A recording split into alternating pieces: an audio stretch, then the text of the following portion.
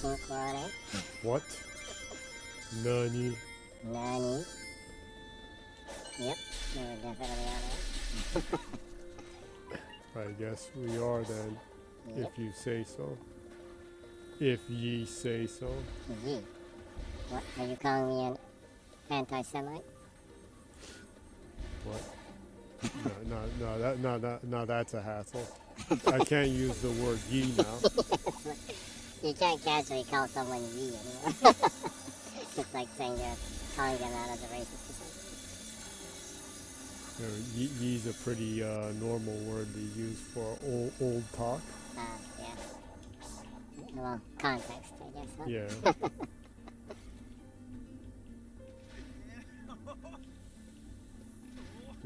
Everything gets complicated. I guess so. People make everything complicated. Yeah, they do, huh? Indeed. Or maybe racists make everything complicated. That's the truth. The real tooth.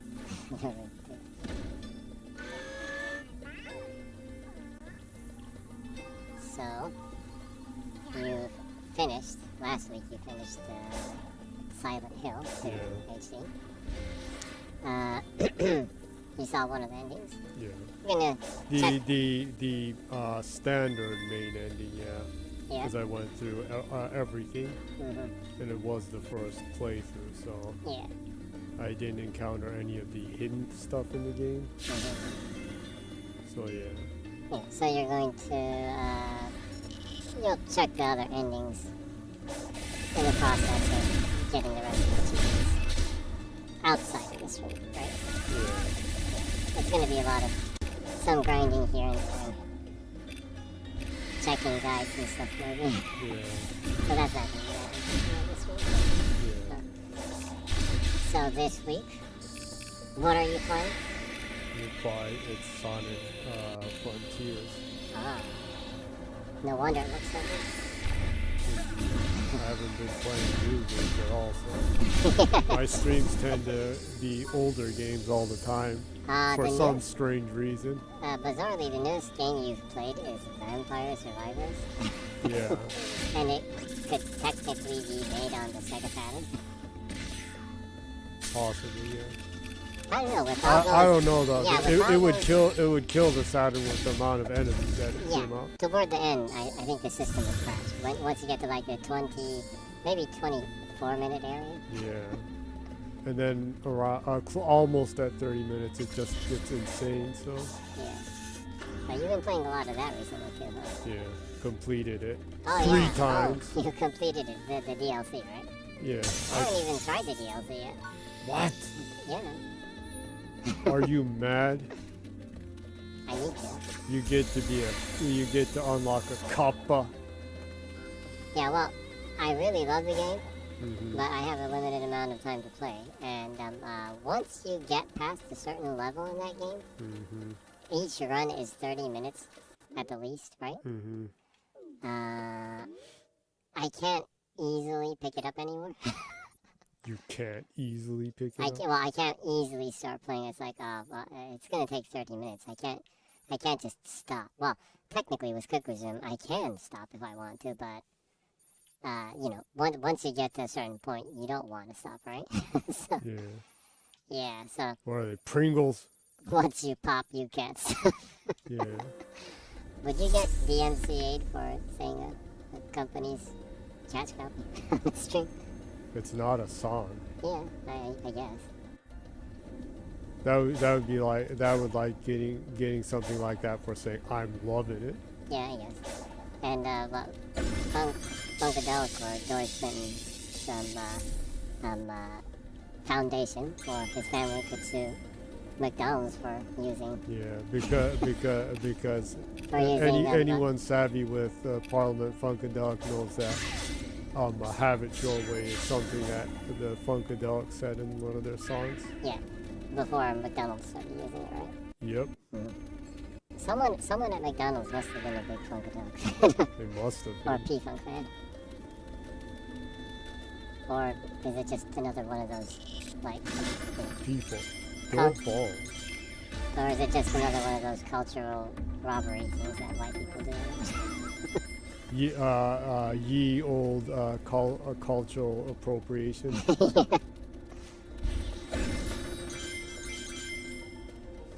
Something like that, possibly, yeah. Yeah. That might be a going on.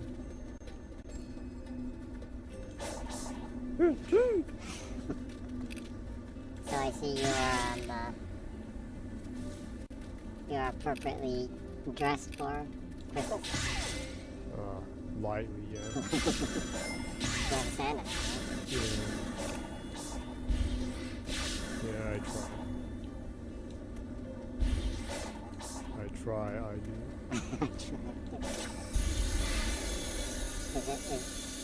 Would it technically be a cosplay of Santa Claus or Mrs. Claus? Well, in my case, it's Miss Claus. Yes. Well, you do have the gray hair. Oh. Yeah.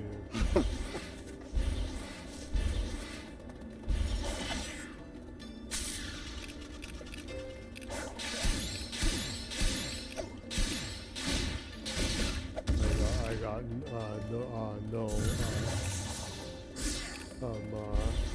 Miss Claus waiting either. That ain't very merry talk. Where's your holiday spirit? The holiday spirit of holiday spirit pass. Whatever that is. Yeah, I kind of flew past it right now. Whatever that meant, it flew past it. Oh, you have gotten. You already got a comment from your secret admirer, Meebo Ring Meebo. Has almost had a continual streak of commenting on every stream that you've had. And there was like one or two times that Meebo Ring Meebo did comment. Yeah, Thanks for all the comments. Again, there's just to explain if people aren't seeing this, of course. So, in the comment section, Meebo Rini Meebo writes or cat stamp, Christmas tree, cat stamp, Christmas tree, present, cat stamp, Santa, cat stamp, Bob Ross, cat stamp, Bob Ross, cat stamp. A lot of cats, one Santa, two Bob Rosses. There are more Bob Rosses than there are Santa. Or is Bob Ross Santa? Could it be? Is that the secret? And Meebo Rini Meebo is Bob trying to get you Ross in on is that. actually Santa all along. Always was. It's like that meme of that astronaut on Mars or on the moon or something. With the gun thing. What? Santa is Bob Ross? Santa was. Always was. Anyways, you can never have enough cat emojis. Cat emoji are the best emoji in my book. I'm a big cat guy. Yeah. I like dogs too, but I'm just a cat guy. Cat, frogs, then dogs. Frogs are about That's a strange combination. Huh. Yeah, I like An frogs. unholy alliance. Cats, frogs, and dogs. Yeah, and in the food chain, the cats are like right above frogs, so it's kind of strange that I actually like frogs second best. That is strange. Yeah.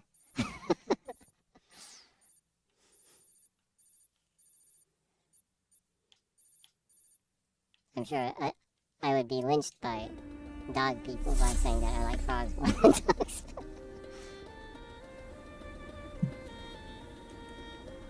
What if there was a frog dog? I would be interested. Can you train the frog dog? It's a furry frog. Furry frog. Furry frogs. I would definitely be interested. Where can I buy that? Like a duck's foot that is thin and long, a frog that's thin and long and furry. Now, and has a muzzle. Would this frog dog ribbit or bark? Good question. Is it more dog or more frog? Because frogs don't have vocal cords. I guess it kind of depends on that. They make sound by inhaling air and kind of pushing it out of their mouths and making a kind of sound. Sometimes they make chirping kind of sounds too, depending on the frog. Yeah. Frogs are very fascinating. We're talking about like frogs on like the Christmas tree, but whatever, right? I'm sure they're mushy even in milk. What? Instead of the famous, it stays crunchy even in milk. Line from Red and Stimpy. Oh, I guess Meebo, Rainy Meebo is still in on the show. Meebo just sent a frog emoji and then a dog emoji. So Meebo gets that the hierarchy correct: cat, frog, then dog. my liking of animals hierarchy. Aminals. By the way, right under dogs, I am very interested in camels. Camels? Camels are interesting. They are one of the most unique animals on this planet, actually. Really, Yeah. for actually, really, really. if you really want like disturbing trivia, when camels get extreme stress, they'll barf out their stomachs from their mouth. It's really disturbing if you've ever seen it.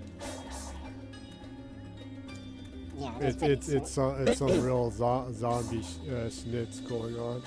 Oh, and also, by the way, I don't know, am I secretly like attracted to these kinds of specimens because frogs can spew their stomach out of their mouth. Strange connection. Oh yeah, several frogs do, yeah. Actually, most frogs, because they can swallow things that are larger than their stomach can hold, so they have the ability to like reverse regurgitate their stomach.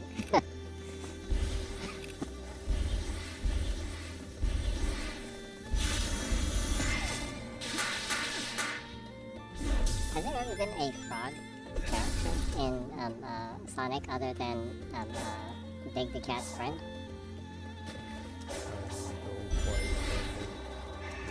What happened to the frog?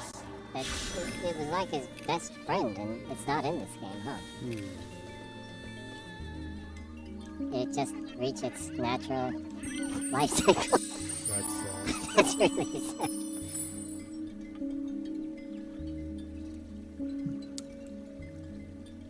It's sad and cruel at the same time. Talk about stuff like that though. Sonic had a jam-packed year, huh? Yeah, Sonic had a great year. It was the best box officing game to movie adaptation ever. With Sonic 2. Was it that or was it Uncharted? No, it went over Uncharted. Oh, it went over Uncharted? Okay, Yeah, well, it that's went awesome. over quite a bit over Uncharted. Oh, really? That's nice. Yeah. It seems Sonic is more popular than Tom Holland. Well, you get to see Tom Holland everywhere. You don't really get to see Sonic that much on the screen. On cinema screen, right? I bet secretly Zendaya likes Sonic more than Tom Holland. Secretly.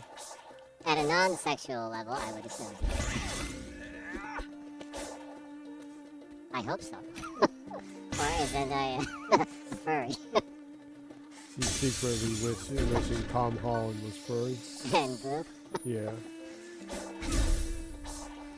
the conversations are already verging on the very bizarre.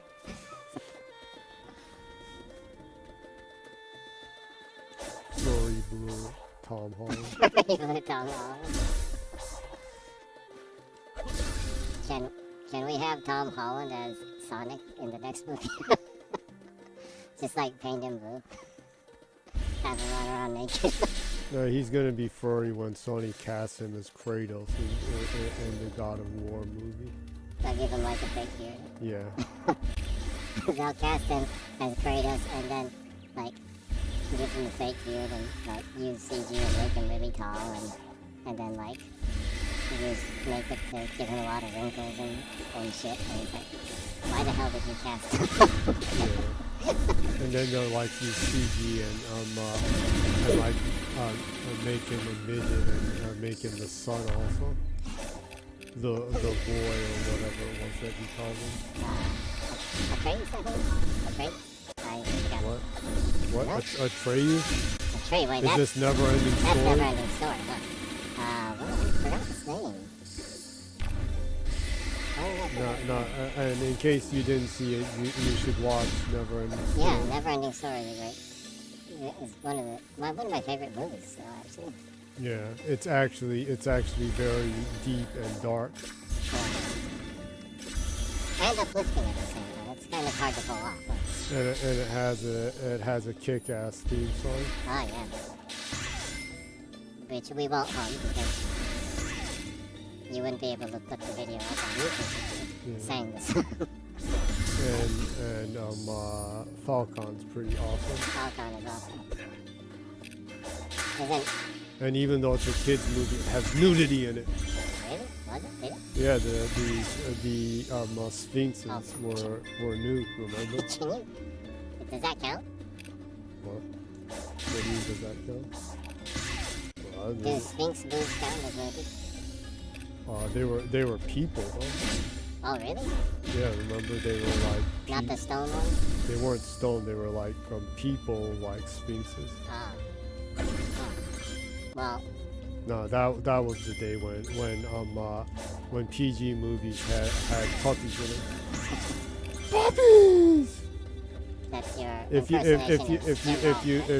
anyone knows that they used to watch sports entertainment and the WWE. Mm-hmm. Yep.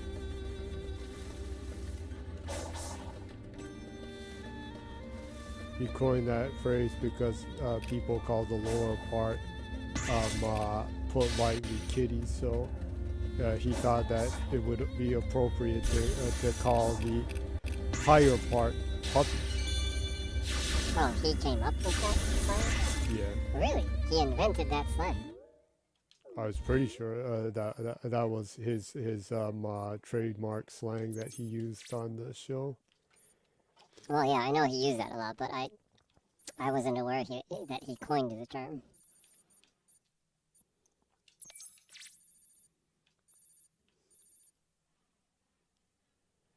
Indeed.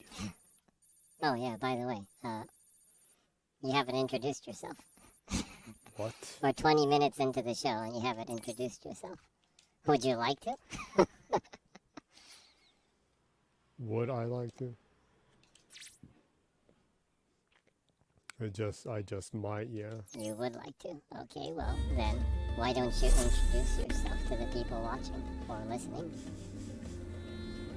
I'm WWE OG Diva, Jenny. Jen. I was a diva back in the 40s, and I time warped and came to this age after I like turned 60.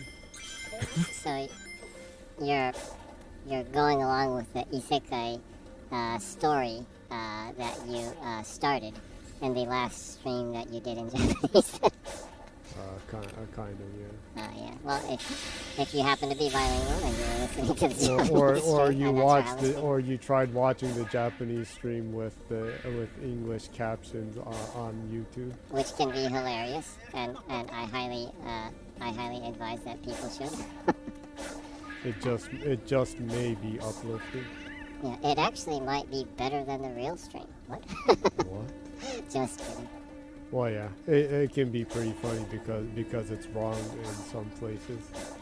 So the talk sounds weird Yeah. sometimes. You know when that time when people translated the interview with Phil Spencer when he came to Japan, and he just said yes, and the translated interview just said Jesus.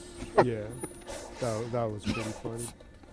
They asked him about the it was so Activision. appropriate. Yeah. They asked him about Starfield, Yeah. and he was like Jesus. Well, the machine, the AI translation translated yes as Jesus because in Japan you pronounce Jesus yes, so it sounds a lot like yes, right? Yeah. It's And like, then when you write it, it's like that. Yeah. yeah, you know, it's like Jesus. It's yes in Japanese. It's different pronunciation. Basically. Yeah, so the automated translations or the AI translations on the YouTube channel videos are actually pretty fun to watch. Yeah. Yeah. So going back, Jenny was going through a whole Isekai Tensei multiverse storyline Yeah. for herself in that.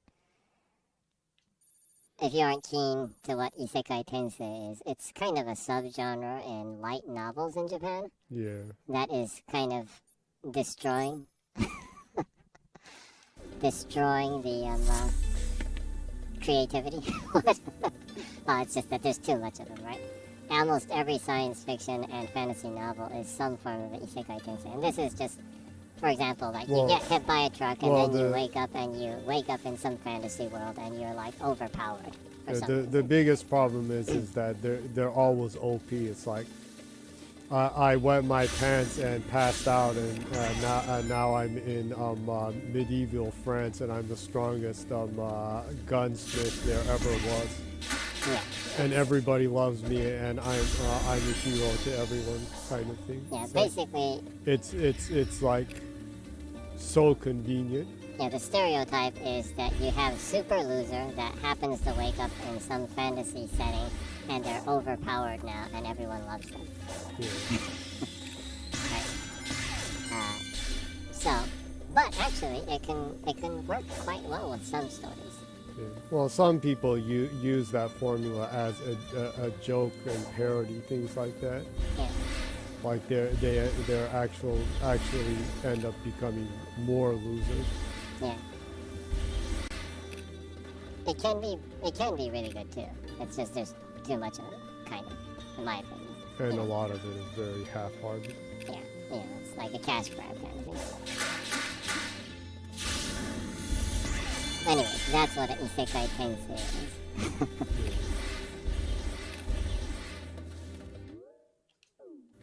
Oh yeah, I need to introduce myself, huh? This weird voice you're hearing right now is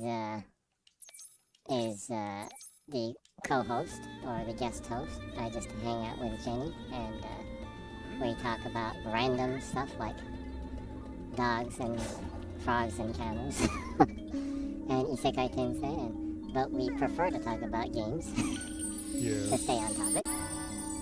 But we don't stay on topic too much. So anyways, but I hope you enjoy the show and I hope you stick around. Huh. Yeah. So again, you're playing Sonic, but you already beat the game, right? Yep. You got most of the achievements. Actually, I only have 2 left, and they're just finding the cocos and raising your speed and what was the other one? There's the speed and the ring amount. Yeah. So, since it's in Japan right now, it's the 24th, so New Year's Eve, not New Year's Eve, Christmas Eve. Although it's like 0 o'clock Christmas morn, I guess. No. Christmas Eve morn. Christmas Eve morn, yeah. the morn of Christmas Eve, right? Yeah. Christmas dusk. Yeah. Anyway. So, decided to show how fantastic Sonic Frontiers is as a game. Because, and also They gave away this free DLC. This charming holiday season outfit was added for free just a few days ago. I was kind of waiting to finish it off for when this was added. Yeah, this costume. There's a lot of there's a couple other free costumes you can get too. You can still retrieve and download. The Monster Hunter one, which is pretty cool. Yeah, the Monster Hunter one is really good. You get to play Sonic with like armor. Yeah, but more importantly, it actually comes with a mini game. Yeah, that you can cook meat. On an open fire. I guess if you do that in this costume, it would be pretty festive. You can show that, huh? Yeah. When well, you go to I'm gonna need to fish some. Yeah. Yeah. So you should show that. Absolutely. If you're going to buy Sonic Frontiers anytime, you might as well buy it now. It's 30% off right now on almost every platform, I think. Yeah, and next year they'll be adding Tails, Amy, and Knuckles. Yeah. And it kind of looks like they might add a Sage side story. That would be really nice. Which many people seem to like Sage a lot. Yeah, Sage is a cool character. Yeah. You have hair kind of like Sage, actually. Yeah. Only I'm not cute. Oh yeah, whatever. I'm not cute, and I am not the child of Dr. Robotnik. What? You're not the child of an evil scientist? An evil genius scientist? Yeah. I bet J.K. Rowling wishes I was. She wishes you were the child of an evil genius scientist? She wishes all people like that were. What? No, she wishes that all trans people are secretly AI and they don't exist or something. That's the perfect world for her, right? Something like that. Yeah.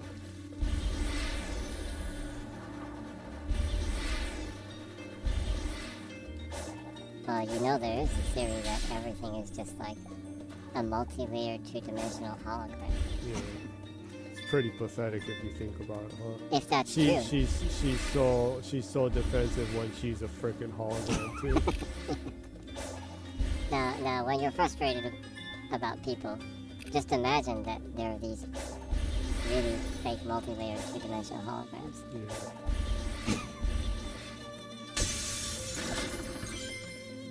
Imagine Yi as a two-dimensional hologram. Imagine two-dimensional. His character is two-dimensional right now. Yeah. That's for sure. Well, the last good character he had was I want to beat up Pete Davidson character. That was the last character he had that I liked. Yeah. Being mean to his ex-wife was funny and not funny at the same time.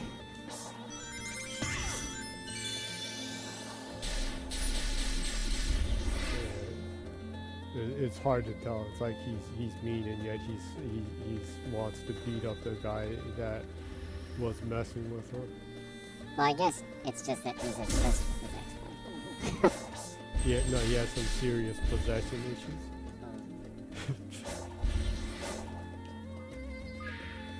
Something like that. Something like that. So, going back to the topic, if you own a PlayStation, it's on sale. Go buy Sonic Frontiers. If you're on Steam, it's on Steam too, yeah. So go buy it. If you're on Switch, it's on sale. Go buy it. Alright, if you're on Xbox, it's on sale. Go buy it. You can get the Christmas DLC for free. Yeah. And you can retrieve you can still get the Monster Hunter collaboration DLC. That's Collaborizzle. Collaborizzle, yeah. That's actually a limited time offer. Yeah. It's only until, I think the end of next month or something. Yeah. I think so. So, well, Jenny will show you the meat cooking. When I start fishing. Yeah. Hang around, check it out if you like it. You need to buy it now to retrieve it. Yep. I went through the game too. It's an absolutely fantastic, really, really stellar Sonic 3D, a 3D Sonic title. It's worth all of the money they're asking for. I highly recommend it. And the best thing is the character DLCs they're adding will be free. Yeah, that's cool. They're all free. They're actually not asking you for $8 per character, right? When you have to pay $11 to get a stupid blue mark that doesn't mean schnitz on Twitter. Yeah. And you can still get that account banned. Yeah. I wonder if you could make a character they added a feature that you can make your own like 3D avatar or something like that for Twitter. How much they would ask for that? Probably like $300 or something, huh? Probably. But it would look like those freaky avatars that Meta makes for their VR platform. Those soulless, lifeless. Yeah, it's amazing because with the 3D avatars that Meta made for their VR multiverse of madness, they actually the Zuckerberg of madness. The Zuckerberg of madness. The multi-Zucker of madness, whatever it is. Anyways, they actually managed to make avatars that look almost as lifeless as Mark Zuckerberg. Not quite, but they almost look as lifeless as him. Yeah. They still don't. They just still. Because that guy really lacks human character.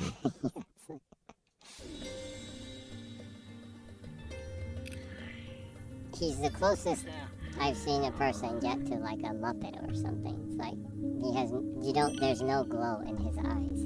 And yet Muppets are cute and charming. Yeah, and they have a lot of character. Yep. Sad, ain't it?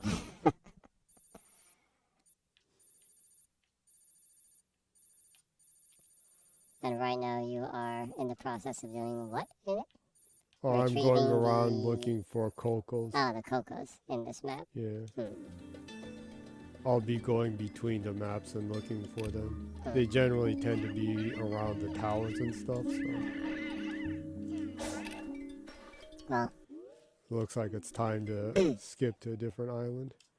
Yeah, there's, was it, 5 biomes, was it?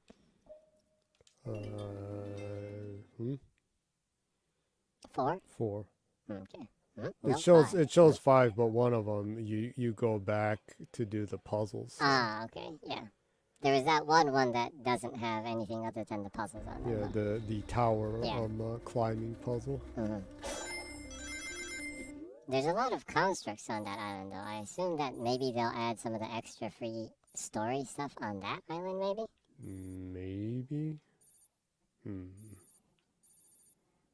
Yeah, might be the case.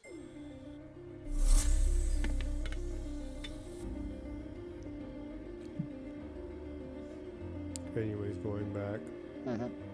Going way back. Yep.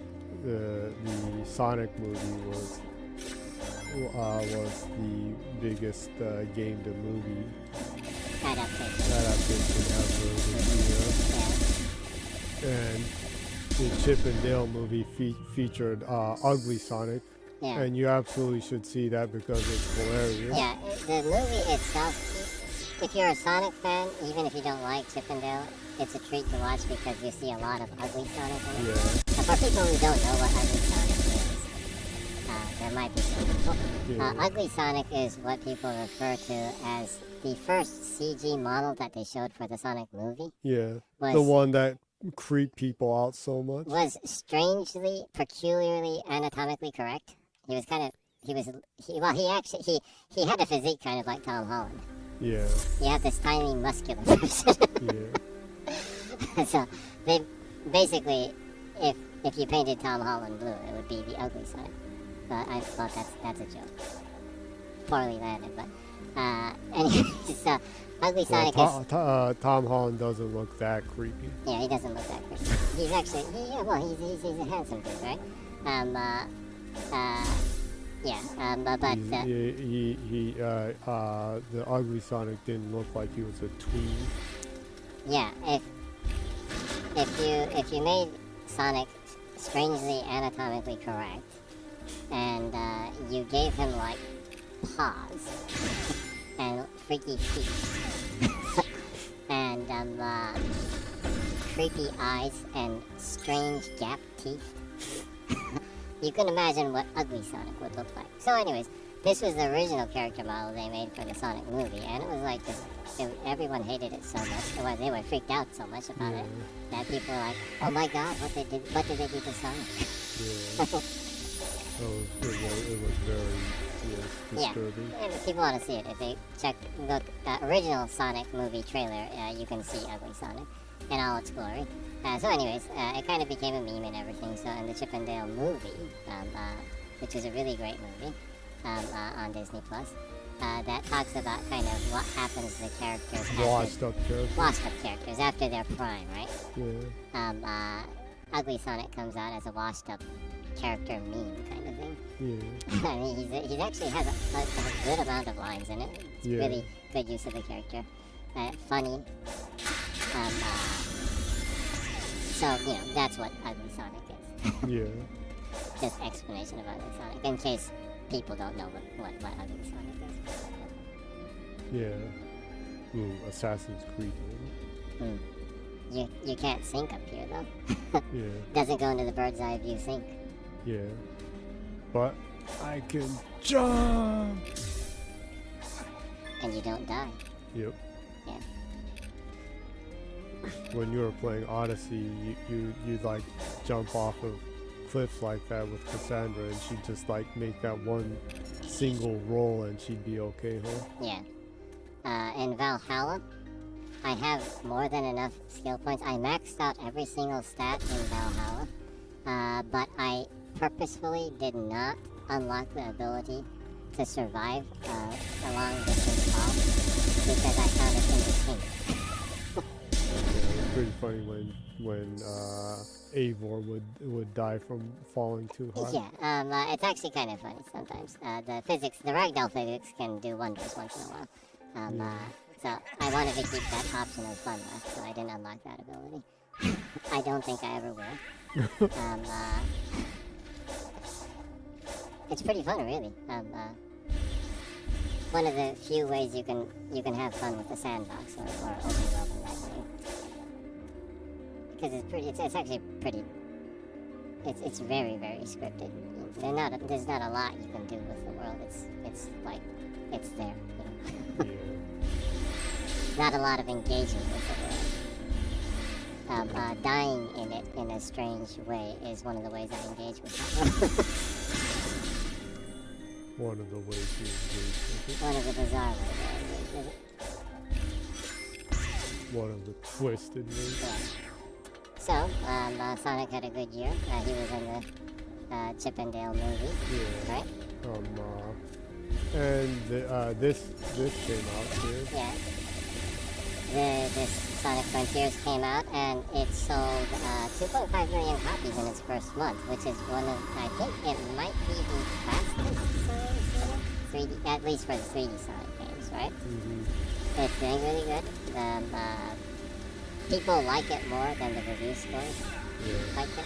But like, hey, that's everything, right? Other than Sony games, generally, critics dislike games more than the people that actually pay good money to buy those games. Yeah. Enjoy them. Basically, Which is kind of revealing, right? I know you're supposed to be a critique and have like snobby taste or something like that. But sadly, game journalists think they need to be as annoying as film journalists and critics. Yeah, and it's sad because no game journalist will ever have, at least in the reviewing point of view, will ever have any relevance even similar to a movie critic.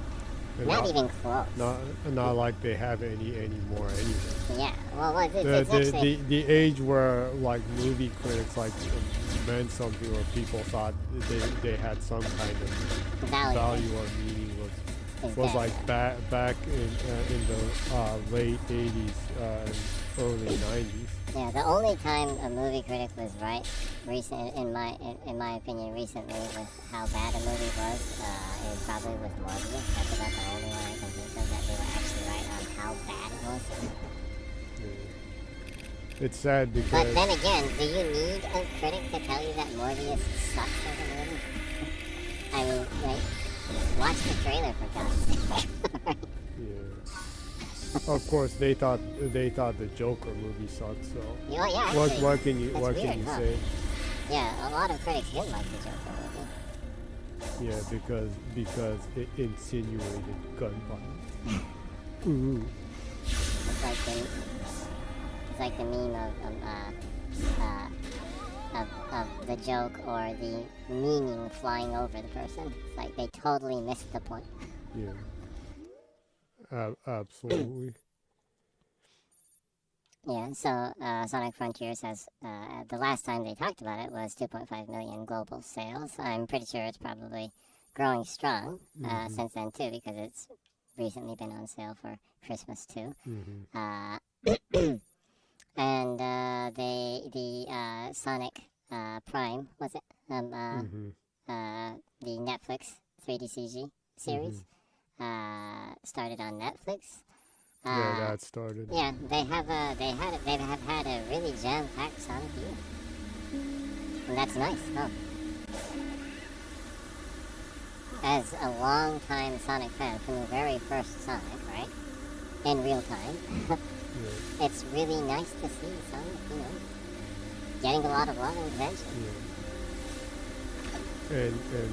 And seeing how the Mario movie is. It looks like the Sonic movie will actually be better. Well, I don't know. Well, I'm sure it's entertaining, but it won't be like Mario. Well, actually, I think people would have liked Jim Carrey playing Mario more than Chris Pratt.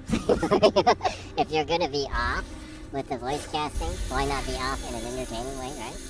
And that's not me shitting on Chris Pratt. I like Chris Pratt. Well, as an apology for making him like wait eternally during the VGAs, they should just cast Al Pacino as Mario. At least they get an American Italian playing him. Right?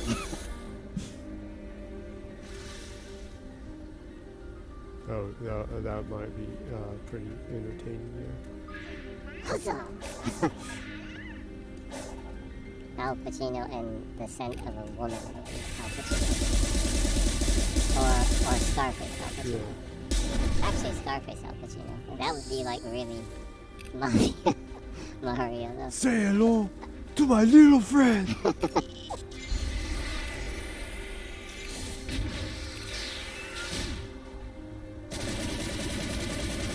yeah, Sonic had a great year.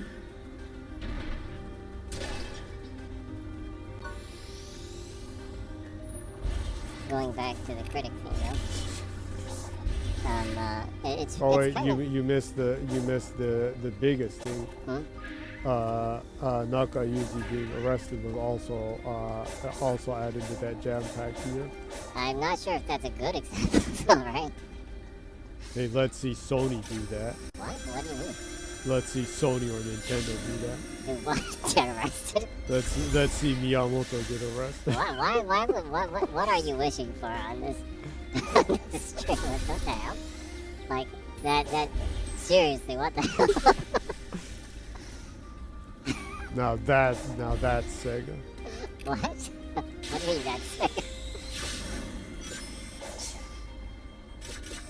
Only Sega could achieve something like that. Oh, you're talking about in that sense. Yeah, well, yeah. But strangely, I do agree with you in that. The true uniqueness of Sega. Sega almost has this, like, they get almost everything perfect and then they get this one thing wrong kind of thing. Or something bad happens, right? They have, like, the worst luck. Yeah. That's kind of their charm, too, but though. then again, they invented and made a whole bunch of unique things standard in the industry. Yeah.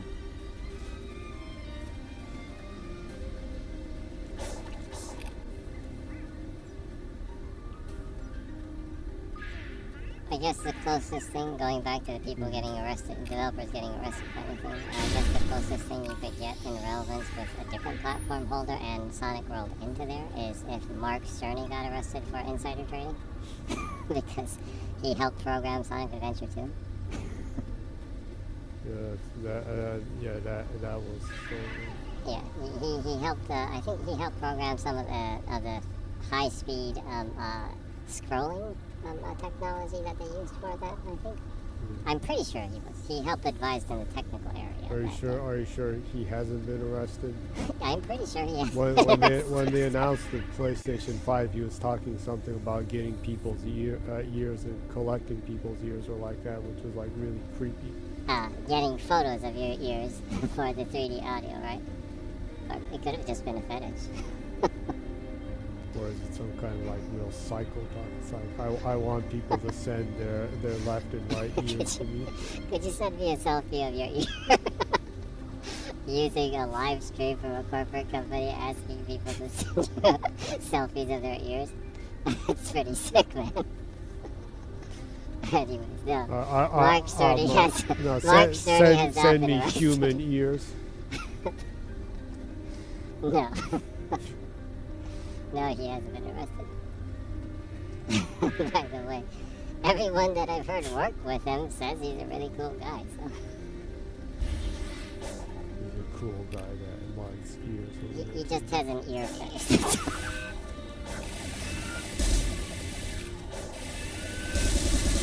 What did happen to that 2D audio thing? People sending photos of their ears to Sony. Yeah. What did happen to that? Well, actually, I guess it's good that it didn't happen, right? Yeah. Well, you never know. Ponies might have started cutting their ears off and sending it to him. That's some creepy shit.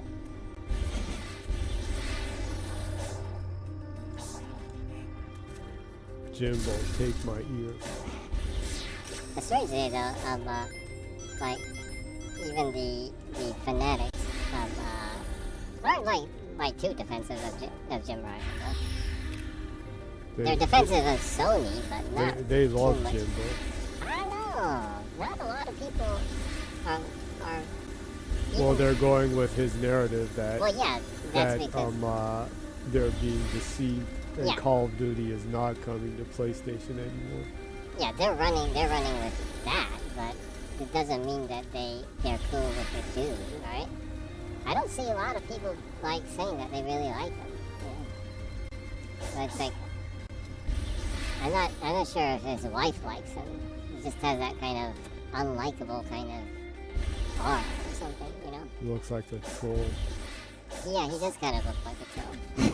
He kind of looks like the son of Satan in Demonwood. Demonwood, yeah, he does kind of look like the son of Satan in Demonwood. If you're playing High on Life, buy the thing to warp to the movie theater. Yeah. Because you need to see that movie because you can watch Demonwood in its entirety. that movie will live in your memory forever. Yeah. I don't think I'll be able to ever get it out of my mind. That's the kind of shit you cannot unsee. Yeah. It can traumatize people, I think. I think if you see the alien angel, it will traumatize you forever. Yeah, the alien angel will traumatize you.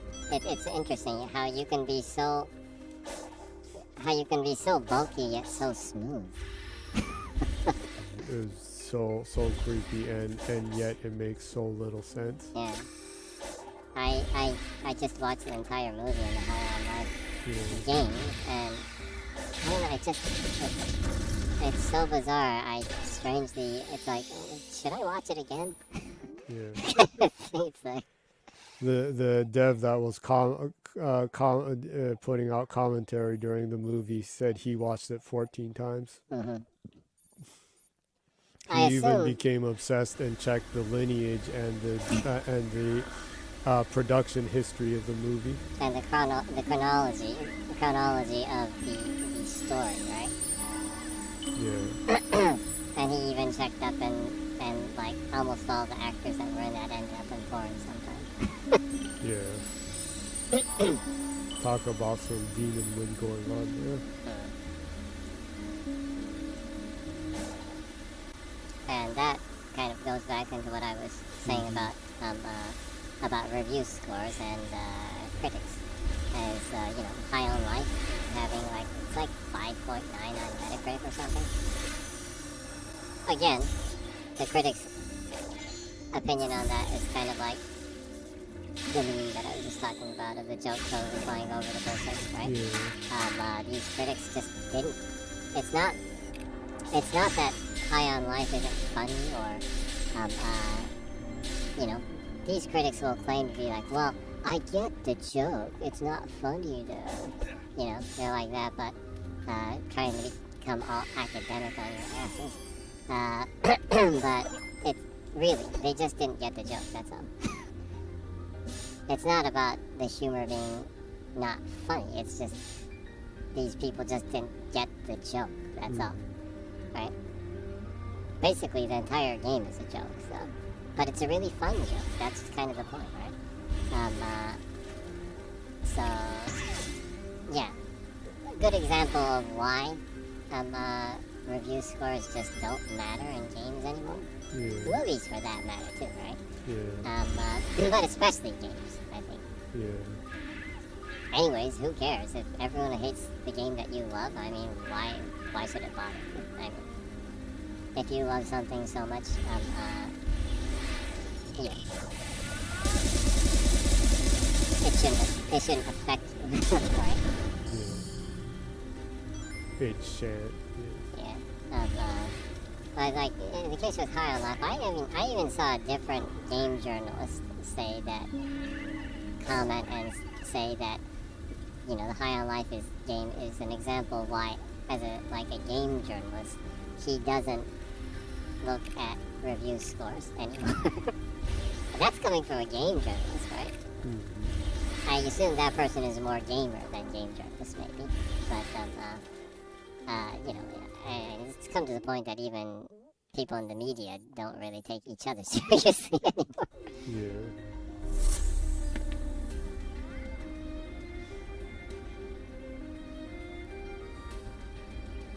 Well, I guess since High on Life came up, we can talk about that a little bit, I guess. It was High on Life launched in Game Pass. It had the biggest Game Pass release. It was the biggest Game Pass release of 2022. Is that so? Yeah, and it was the biggest third-party launch in Game Pass history. That's really, really good, right?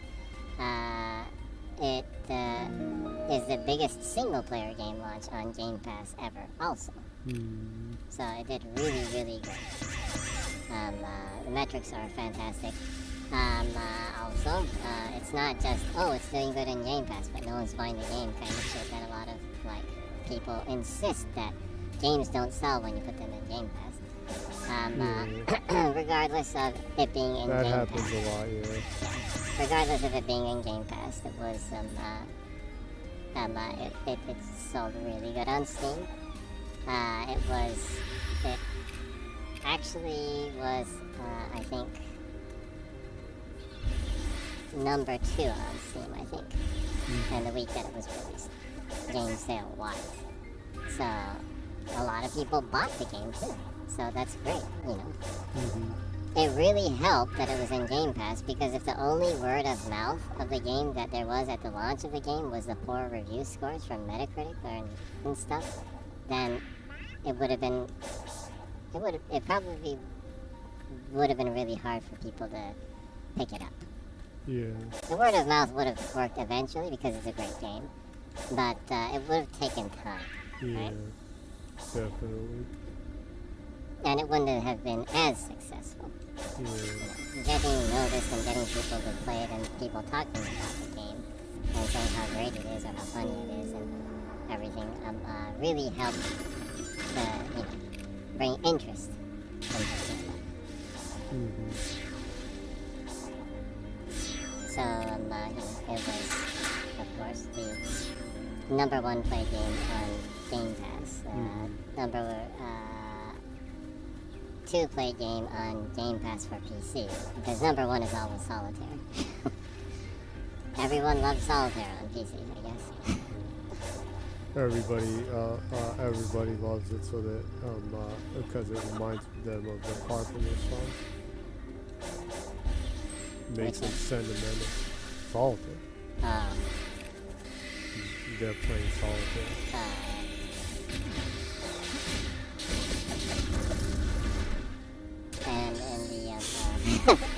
And the overall that was a very small reaction. I guess you don't know the song.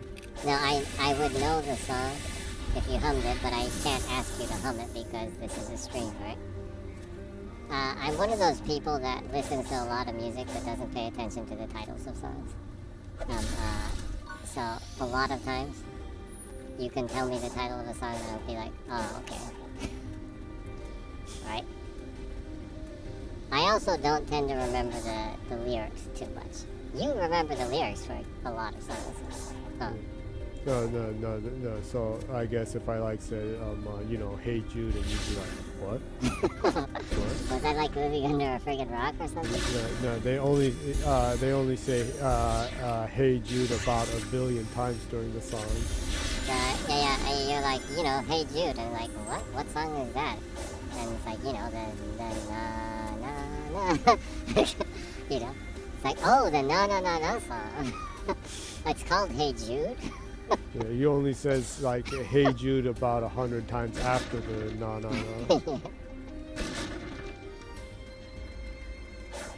Yeah, so that's me in a nutshell. I remember the melodies and like the bass riffs and the guitar riffs and everything. I can play most of the stuff I hear, but the words don't really stick in my mind too much. Not too sticky.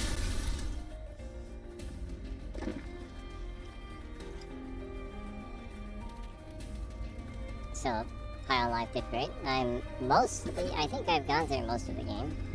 In between other games. I'm kind of juggling games as I usually do. Yeah. I heard some of the achievements were buggy, so I'm just kind of waiting. Oh, you're waiting. Yeah. Okay. Well, I guess that's probably good for anyone who is achievement hunter. Wait on it a little bit, I guess. It is a little bit buggy here and there. I noticed some people are saying they got stuck in some areas. I almost got stuck in some areas, but I tend to make games that are not buggy bug out too, because I like try to get into places I'm not supposed to in games. So, yeah, that you do a lot. Yeah, so when I do get into a buggy situation, I can usually kind of squeeze my way out of it, because I get myself in that situation a lot. So I haven't really had much of a problem, but yeah, there are some bugs here and there, but they've already released one patch. It's become a lot better even after that, so I would assume it's fairly good, but on the achievement side, I'm not sure though. I'm not an achievement hunter, so I don't really care about an achievement popping or not. That would bug the hell out of me though, huh? Yeah. You would rage quit if the game did that. Well, I don't know what I'd do if that happened to a game that takes like 100 hours and has those collect all items or like that. Yeah. There's a couple of games that were buggy when I played it first, and then I already beat the game before the patch, and I never rebooted it, so I never got the achievements for it. But I'm like, yeah, whatever. I didn't play for the achievements anyways.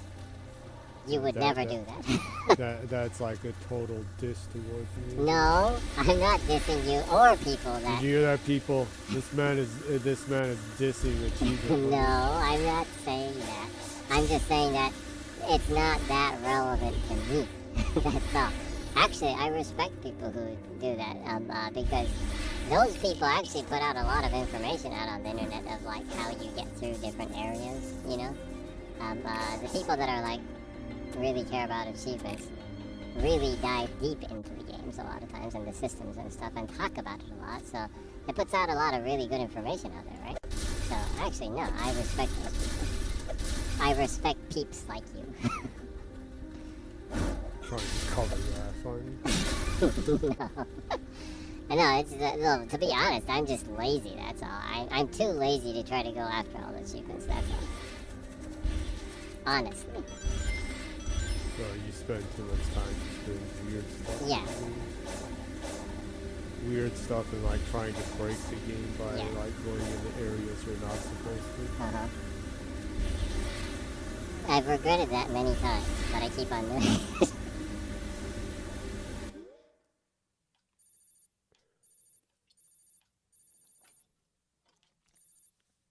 Yeah, that's basically the case, huh?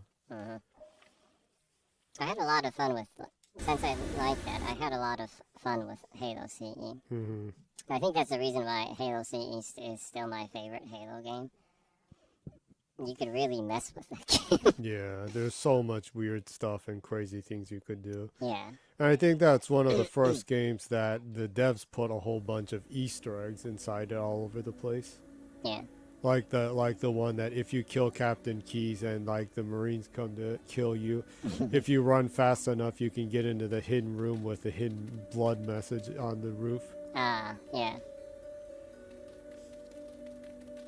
I think that and was... and hidden grunts that say weird things and like that. Yeah. I think the playfulness of that game is probably one of the first 3D games that had a high budget. Mm-hmm. To throw a whole bunch of like Easter eggs in it that are kind of funny or quirky into it. Yeah. Yeah. With a high budget game, that was one of the more earlier ones, I guess. Yeah. It was. Tis it was.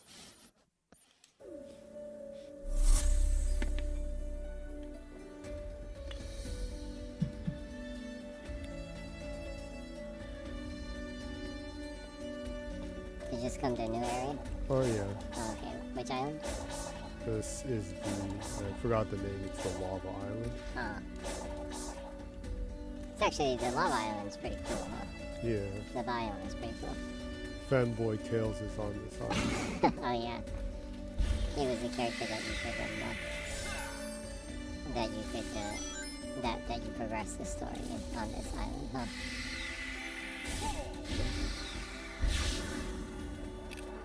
In case people haven't watched the stream, I have this theory that Tails is a fanboy and Tails likes Sonic, but Sonic doesn't notice that or realize that, and that actually Knuckles likes Tails and is jealous that Tails likes Sonic.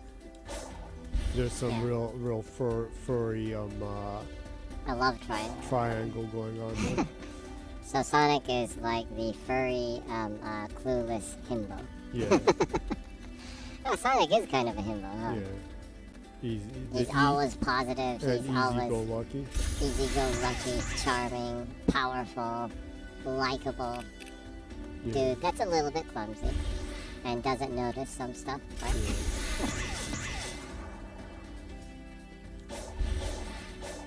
Yeah.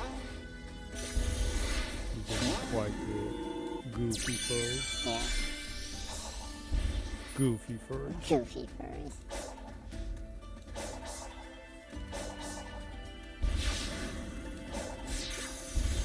He doesn't really seem that into Amy either.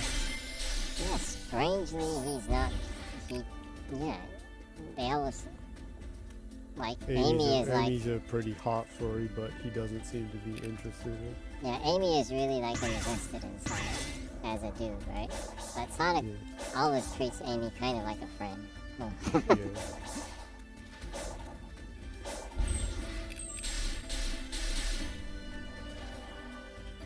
maybe Sonic is like asexual or something. He's just not interested in people or no furries in relationships. Or maybe he's just queer. He's just like he hasn't come to terms with his sexuality. He's questioning himself right now. Some deep stuff going there. He's questioning himself right now, so he can't answer to Amy's needs. Or it could be he just loves himself a little too much. When loving yourself becomes a curse.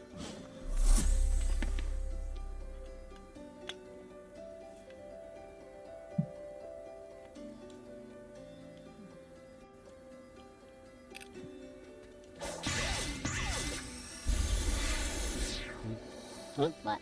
Oh, it's just. I thought you were saying something. No, I just said.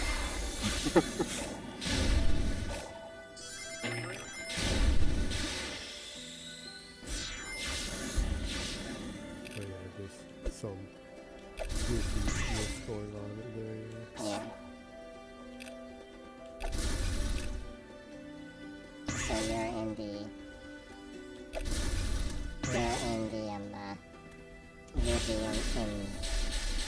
queer Sonic universe Yeah. Actually, I think I kind of go in that direction too. Sonic just seems like I told you, he doesn't seem invested enough in Amy.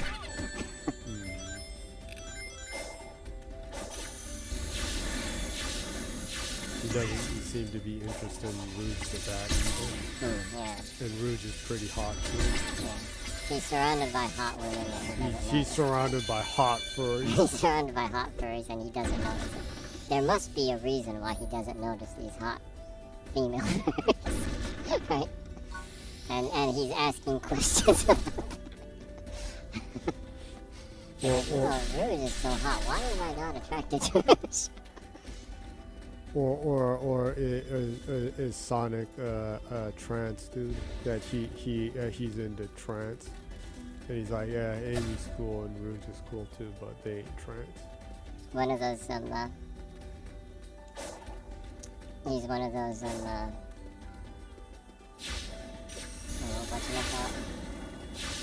What you call it? Yeah, I forgot the name of it.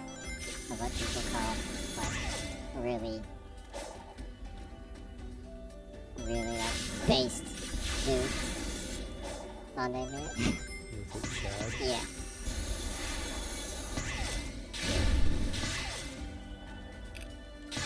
He's one of those kind of. He's based. That's what he is.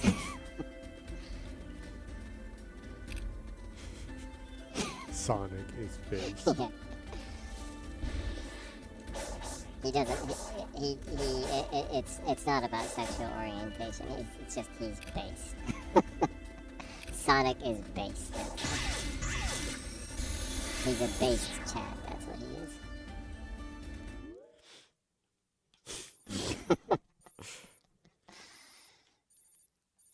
So, anyways, I guess we can talk about games. That might be a good idea. Yeah, an hour and 9 minutes into the stream. I guess we can talk about games. Yeah, I think you can focus on that. Yeah. Okay. Now the liquor is kicking in. We should talk about games. Yeah. So, this week's Xbox hardware sales in Japan.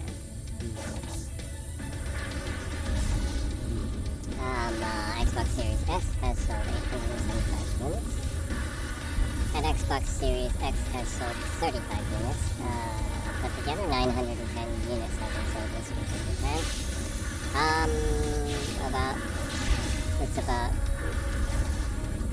It's like 600 less than last week. The last couple of weeks obviously has been kind of understocked. But I assumed it would be that way because I'm sure they're trying to push as much as they can into Europe and America. Yeah, so it is what it is. I just hope that they can put a little bit more into Japan during the New Year's time frame, because more than like Christmas, a lot of times towards the end of the year, beginning of the New Year, is a bigger buying time for people in Japan after they get their winter bonuses in. after the winter bonuses are in, and you finally get them. You finally get off from work, right? In America, a lot of people get it off around a little bit before Christmas time, but in Japan, no. Right? Christmas. You get very limited time off. Yeah, but you get little bursts of holidays throughout the year. You get like 3-day you get like 53-day holidays. They never let you go too long though. So you get a lot of these little bursts of holidays here and there. So one of the longer holidays you get are Golden Week, and which is in May. Bon Yasumi, which is in August, and New Year's. These three are the longest holidays, days off you get from work in Japan. And these three areas tend to be high areas of spending. So not really Christmas, more end of the year, beginning of the new year area. So hopefully Microsoft can allocate a little bit more of Xbox Series S's and X's in Japan during that time frame. I hope so. They can kind of miss an opportunity if they don't, because it's doing a lot better than before right now in Japan. Yeah. Overall, I mean, there's still a lot of companies that ignore them, but it's getting better than before. Yeah. And because of Game Pass, less and less companies are, although there are issues with like Oizumi Museo and a couple other places like taking localizations out, and overall it's improved from before. So there is a lot of progress in the area. So I really hope they do push more hardware. I guess maybe one of the reasons why is there isn't really a big title to pull the hardware in Japan right now, because in America and Europe, High on Life has the potential to kind of pull the hardware interest-wise. But High on Life is not localized in Japanese, so it's in Game Pass. But like,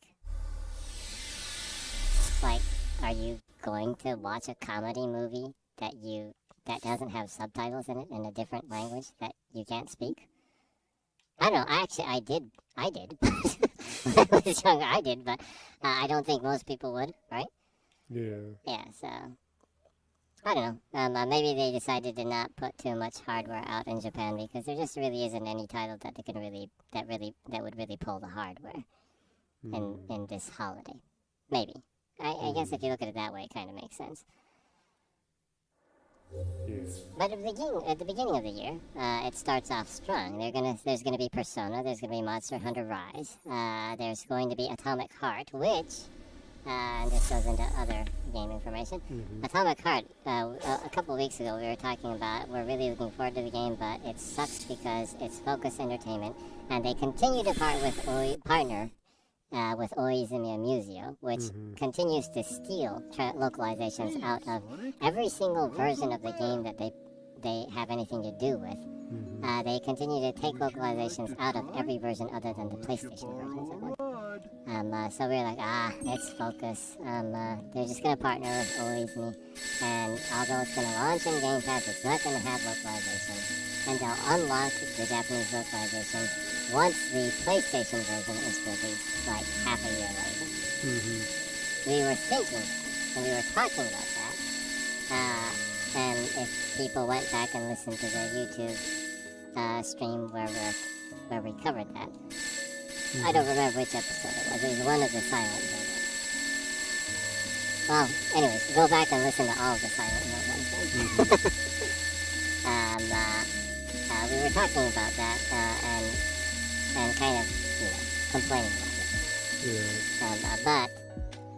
But today, it was announced that the publisher in Japan for Atomic Heart will not be Oizumi Amusement. Oh, it's officially announced. Beep Japan will be the publisher in Japan, and they're more of a newer company. They've published a couple of highly renowned games, and they announced that they will be handling the publishing and localization in Japanese. They already announced that it will release on Xbox and PC at the same time, and of course there will be Japanese localization in it. And the PlayStation version will be released a little bit later. I think that's probably the Game Pass time exclusivity. I think it's like 3 months or something. Or it might have just been like a month or two though. Anyways, so Beep Japan will be releasing it, and it will be localized, and there will be Japanese in it. So I was really happy to see that. That's nice. Yeah, so I think maybe the last couple of games that Focus has released in Japan, that they partnered with Oizumi, I'm sure recently they're like, man, why are we getting like so much angry mail from Japan? Yeah. That they're actually going out of their way to write in English how upset they are. Yeah, and before, if it was just like Xbox gamers in Japan sending like complaints to them, we had like 5 complaints from Japan. Yeah, it was like, oh, we have 5, whatever. Yeah, but they're legit getting thousands of complaints. Yeah, because they actually, the Oizumi company actually managed to take Japanese out of the Switch version of Plague Tale Requiem, the PC Steam version of Plague Tale Requiem, and the Xbox version of Plague Tale Requiem, and the PlayStation 4 version of Plague Tale Requiem, which is absurd, right? They basically they flipped off the entire, they gave the bird to every gamer in Japan by taking Japanese out of every version of the game, other than the PlayStation 5 physical version that they're going to release sometime next year. Yeah. So I'm sure they got a lot of complaints. I don't know. Either Focus listened to those complaints and maybe last for a year, Yeah, and then it was taken out, and then it's like, oh, Japanese will be added next week. Yeah, so Sable had Japanese in every version of the game other than the Xbox version because it was in Game Pass. And the second it leaves Game Pass, they added Japanese in it. Once the only way you could access it was buying it. So yeah, there's some publishers here that are possessive.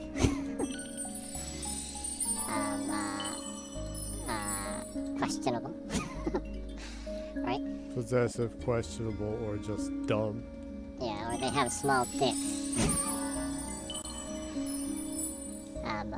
Anyways, there's been things like that, right? Hey, so the other day they were giving Sable away on Epic Games Store, so I was just like, oh, yeah, now I don't have to friggin' buy it. Yeah. Don't you want achievements? Yeah, I'll probably buy it. Yeah, I'll buy it on Xbox. I got it for free on Epic Games Store, but I'll buy it on Xbox because I just don't boot anything on Epic Games Launcher. That's cool. Yeah, I continue to get all their free games, but I just don't boot their launcher. So you have a couple hundred free games, but you just don't ever use it. Yeah, I just don't use it.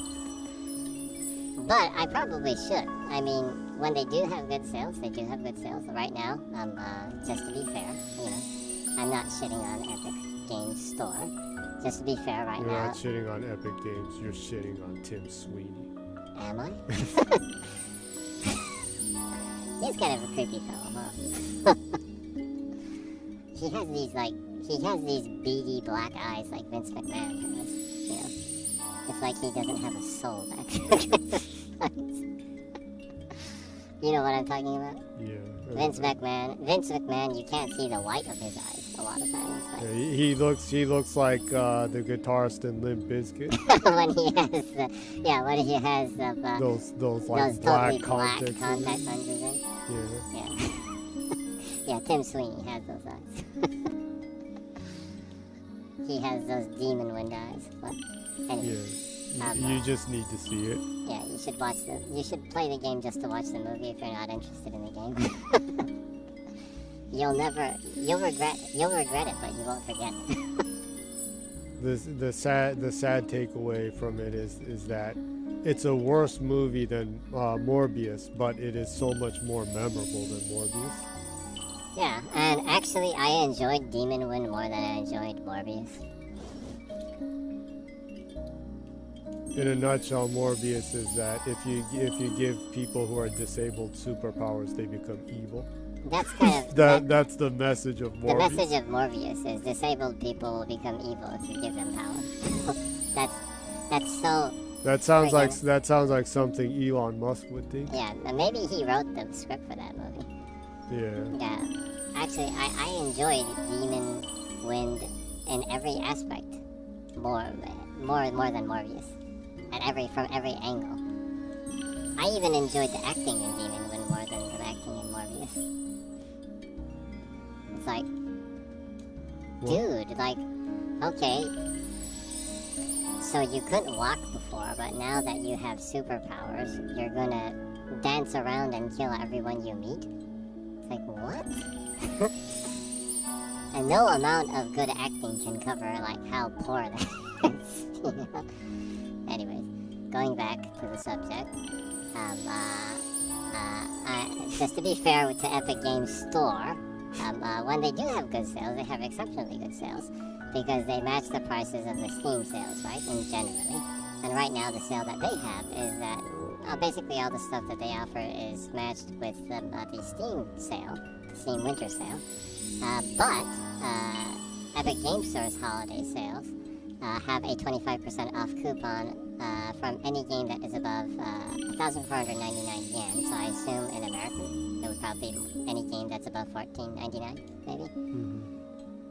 In addition to the sale price, you can get 25% off. And every game that you buy that's above 14.99, you continue to get a 25% off coupon eternally between now and until the sale ends. So it's actually a really good sale, you know. I probably should use Epic Games Store. As of now, about the only thing that makes it worthwhile to get anything on it is to get the FF7R and like use the mods to like give the characters more skimpy outfits. Yeah, and you can make Tifa's boobs the same size as they were intended to be in the original. Yeah. Yeah. I hate that discrimination. It's like, I hate the discrimination that like boobs are evil. I mean, if I could ask Santa for anything, I want bigger boobs. I need big boobs. I need big poppies. Poppies. okay. Yeah, but yeah, I agree with you in that sense.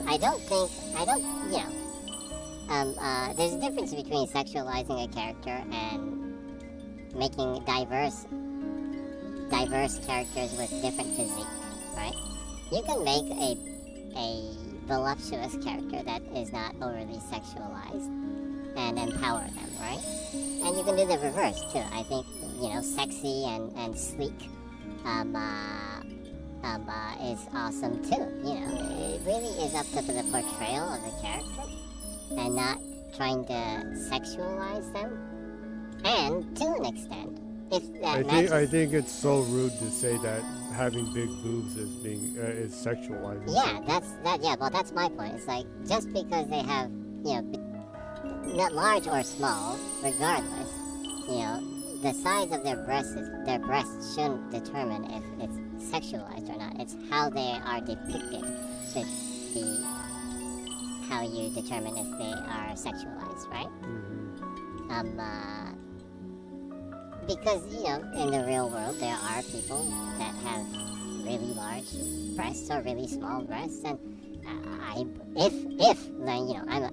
a man, but if I was a woman and I had either extremely small breasts or extremely large breasts or whatever, it would be cool to see a character that was like me that was friggin' awesome, right? Mm-hmm. Just like as a person that is multiracial, myself, it's nice to see characters that are multiracial that are really cool.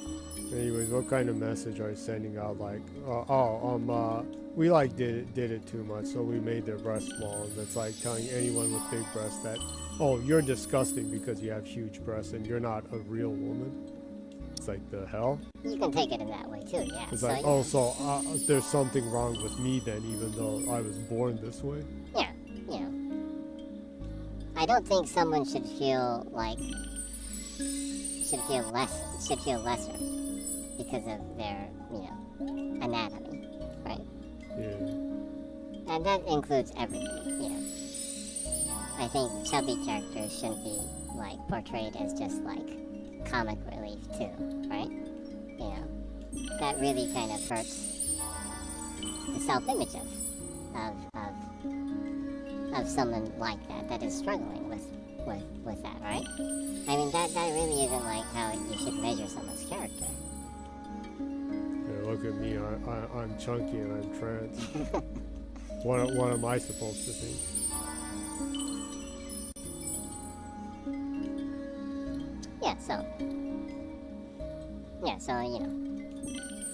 So if I'm chunky trans with huge breasts, then I'm like so offensive to everyone then, huh?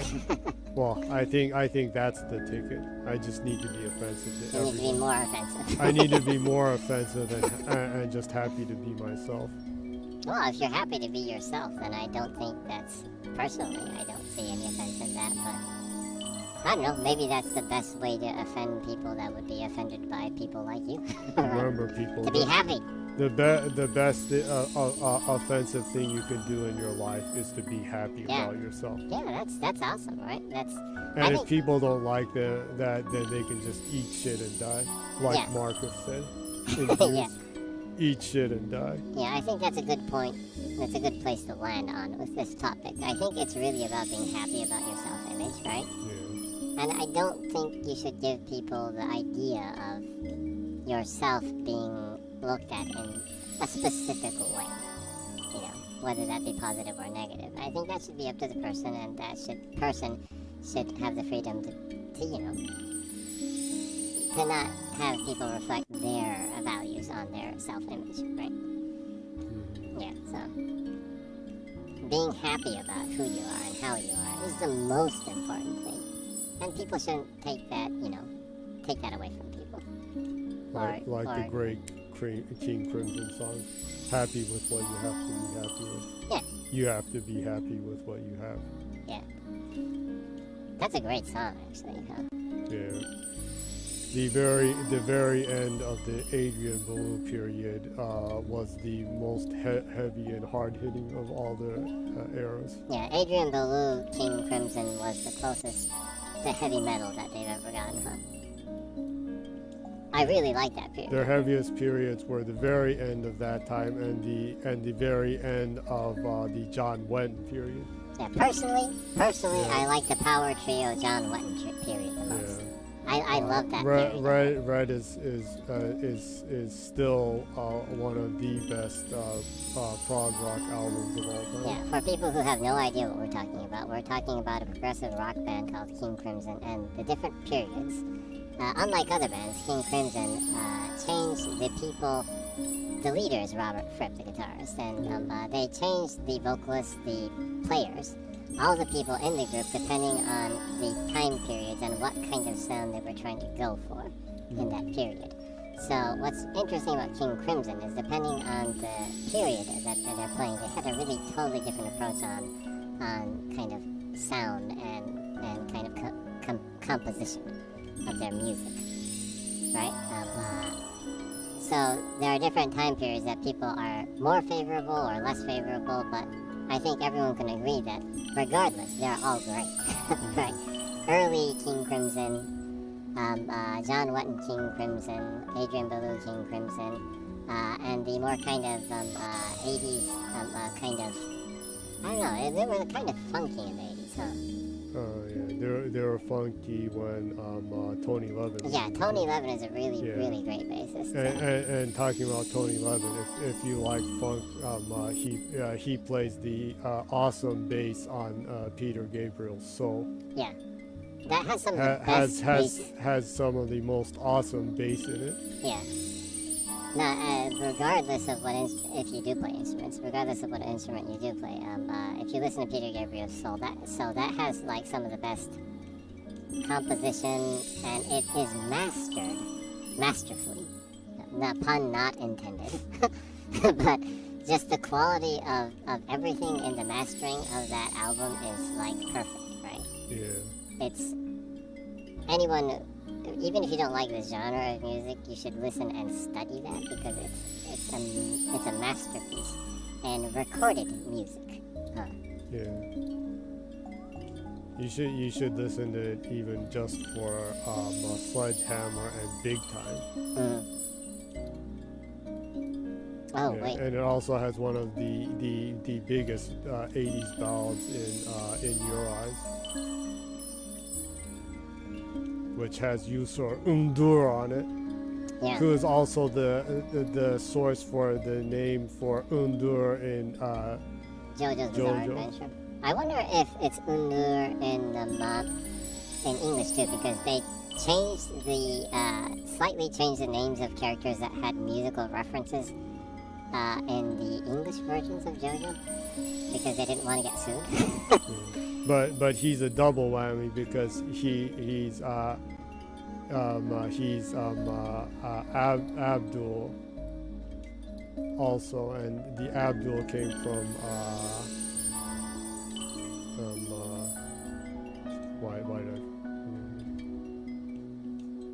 but Abdul is magician's right. Oh yeah, that's Undur is the water stand. Yeah, is the water stand. Yeah, the blind dude with the stick. Yeah, Abdul is from Paul Abdul. That's what I was thinking. Yeah. Paul Abdul. I wonder how many people I wonder how many Western JoJo fans understand the music references throughout. Like I think Father Pucci. I think his stand was called Pale Snake in English. Not White Snake. Yeah, but in Japanese, Father Pucci's stand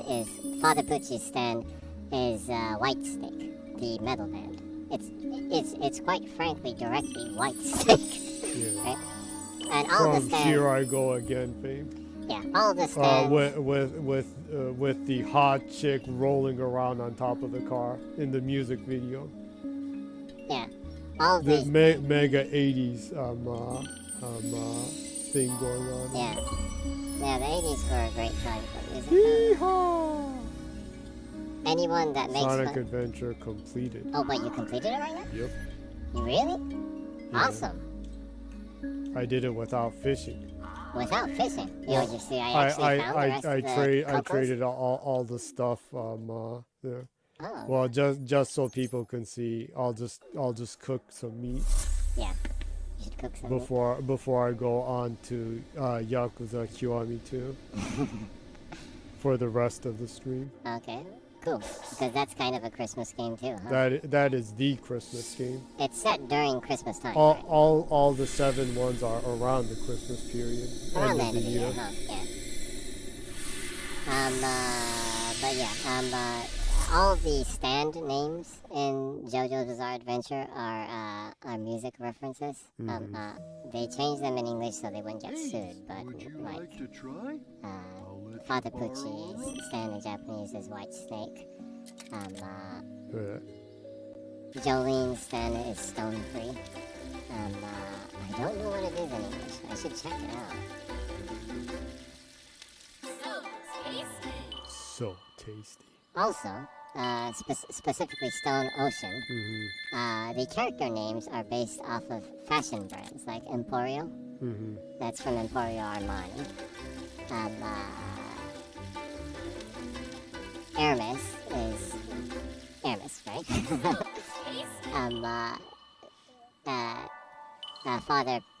Pucci is from one of the what was it? I forgot. The fashion designer. But anyways, the names of the characters are fashion references, and Araki is a huge fashion buff. He actually like would go to the Paris Fashion Week. And I wonder if he'd been attending the Met Gala of more recent years. I don't know, as maybe. well. But he loves fashion. I haven't heard much about that stuff. Yeah. He used to talk about it pretty frequently in Jump. Of course, in Jump, that was every week, so he had some kind of comment in the back every week. Yeah, for people who aren't aware, when he was, when they did run JoJo's Bizarre Adventure weekly in Shonen Jump, which was released every week, in the very back of the magazine, every author of every manga it was kind of like, had a limited amount of characters, kind of like Twitter. They had a little space where they could talk about something every week. Would you like to try? And a lot of times they talk about, it was really short, but they talk about some interesting stuff. I wish that they would release a book of all of the stuff that Araki talked about. He's an interesting person, interesting sense of humor. Quite the amusing fellow, yeah. Yeah. He talked about a lot of interesting short stuff in that. I think there is a site in Japan that actually went to the trouble to find all of his comments when he was actually writing stuff weekly in Shonen Jump. I forgot the name of it. But I do think there was a site in Japanese that actually archived all of his comments. But it would be nice if they released a book of all of his comments. Because they're quite entertaining. Now we are in Shinjuku, Japan. Oh, awesome. Christmas Shinjuku. Yeah. And as usual, I'm running off without Haruka. Yeah, Haruka's always asking you to stop and wait.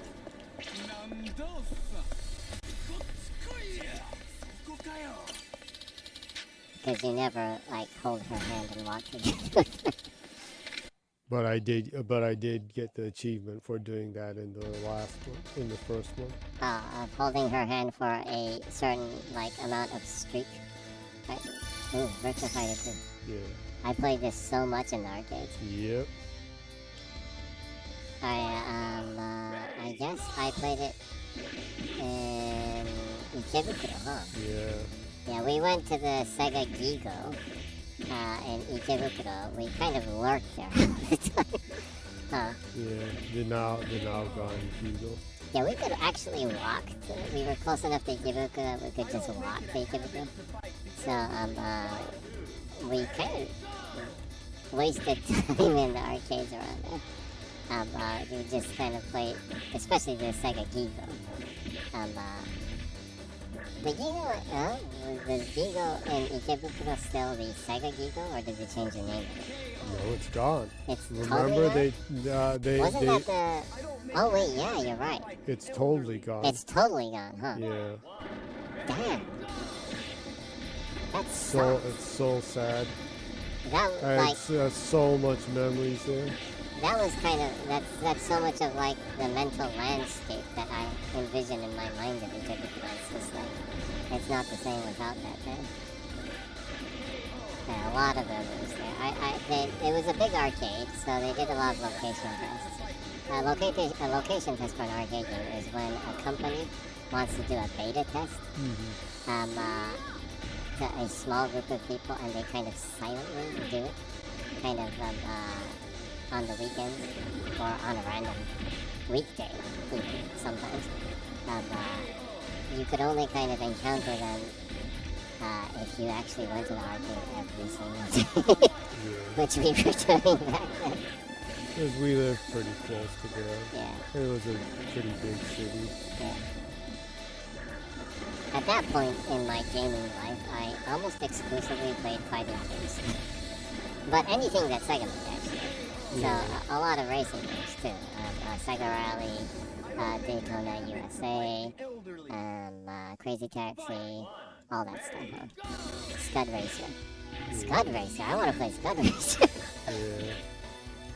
Virtua Racing. All those great racing games. And Virtua Fighter. Last Bronx. Fighting Vipers. Yeah, Fighting Vipers was so cool with their cages. MMA before MMA. Sonic Fighters. We played a lot of Sonic Fighters. Virtua Fighter Kids. Virtua Fighter Kids, yeah, that was actually surprisingly good too. With the Jawa T ads in it. Oh, yeah. I think most people in the West don't know what Java tea is, but it's a brand of tea that you can buy in Japan. I don't know. I don't think they make it anymore, though, do they? Well, they do. Really? It's just really hard to find I them. haven't seen it for years.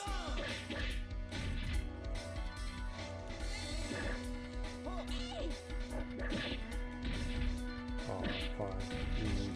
First major annoying character you fight, since she blocks so much of your attacks. Yeah, she has really strong guard, and she squats a lot. together with Kage, she's one of the few characters that actually has a counter move. Huh?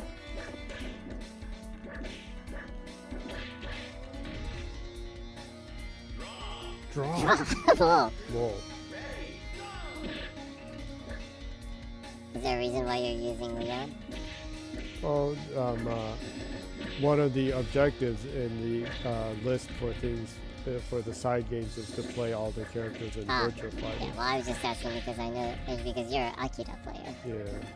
Yeah. Jenny was an Akira player. Yeah. And I could do the triple attack combo of the punch, kick, guard, back, sideways, punch, kick, and then down, forward, punch. The Akira special. Yeah. Yeah. The special. That you start from the Tetsuzanko. Yeah. Yeah, and I was a Kagemura player because Ninja guy. any game that has a ninja in it, I will use because I'm a geek. That reminds me, but you forgot one of the most important ones. Shinobi. Yeah, Shinobi. Yeah. From the beginning, Yeah. when we were in America. When we were kids at the movie theater, one of the most awesome things was the Shinobi arcade cabinet that they had at movie theaters and places like that. Yeah, one of the best things about actually going to a movie theater is while we were waiting, we would go and play arcade games while we were waiting. You get a quarter or two before the movie started, and you can just play an arcade game there, huh? Yeah, in the lobby. I played Marble Madness a lot too. And wasn't Marble Madness the game that Mark Cerny programmed? Yeah. Or was it Was it Cuber? Cuber? It might have been Cuber. Both of those I played a lot. Movie theaters. Yeah. They tend to have a lot of stuff like that. And Cuber, like Frogger. Marble Madness, Frogger, Shinobi, Altered Beast, stuff like that, huh? It's totally jumping on the old guy's clock. That is just cool. He's like, you don't need those anymore.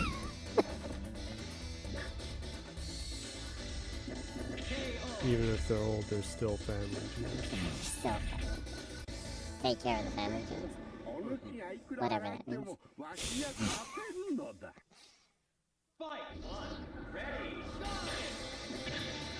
Surprisingly, in an hour and 45 minutes of this stream, we have kind of succeeded in having random banter the entire time and almost exclusively not arcade games. Well, I guess arcade games though, huh? Well, you can talk about games. The end stroke, you can talk about games. Talk about games or game information. Yeah. Recent topics. Yeah. I have no problem with talking about the arcade scene in Japan back in the day. and how things gradually went from the bubble of fighting games bursting and then going into the gal culture in Japan, of the JKs, the high school girls starting to invade the arcades. Yeah, we experienced that too. Like you have a whole bunch of losers like us that like hang around in the arcade, and then suddenly you have these really like flamboyant high school girls starting to invade the arcades. No, it girls. It girls. Girls that are popular, right? Yeah.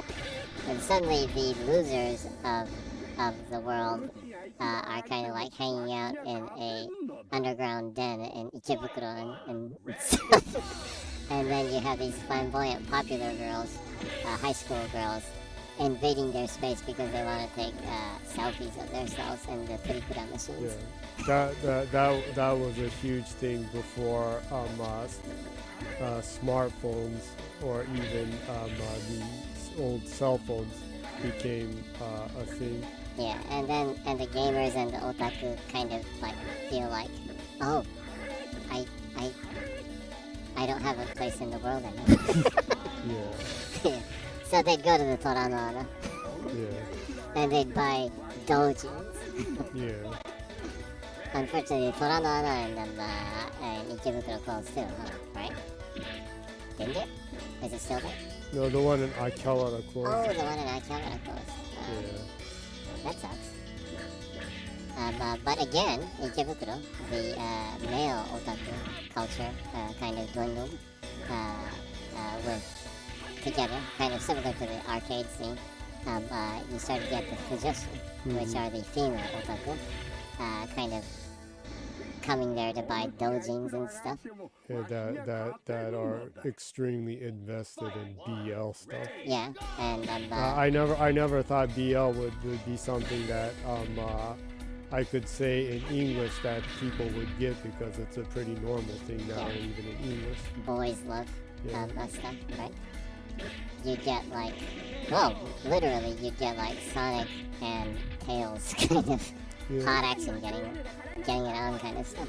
BL furry stuff before furry stuff was a thing internationally. So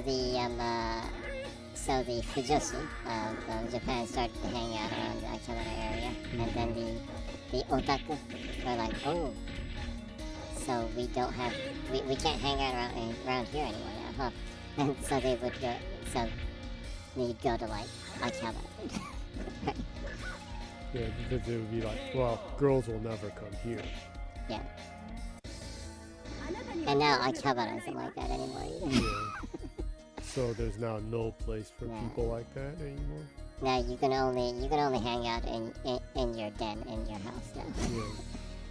お若いの次はもう少しお手柔らかにな But actually, still, Akihabara is still a pretty easy place though. Yeah. If you look for it, right? If you build it, they will come kind of shit. If you look for it, you can find it. But the more advanced or the more elderly otaku probably got it harder than people like us, though, you know? Akihabara used to be a place where, like, radio otaku would come to buy radio parts, right? Yeah. And those stores are mostly gone, too. There's still some, though. You know, since we're also into audio stuff, we kind of went to those places, too. Yeah. We still go to Akihabara once in a while. We get, like, capacitors and wiring for instruments. Shields, this and that.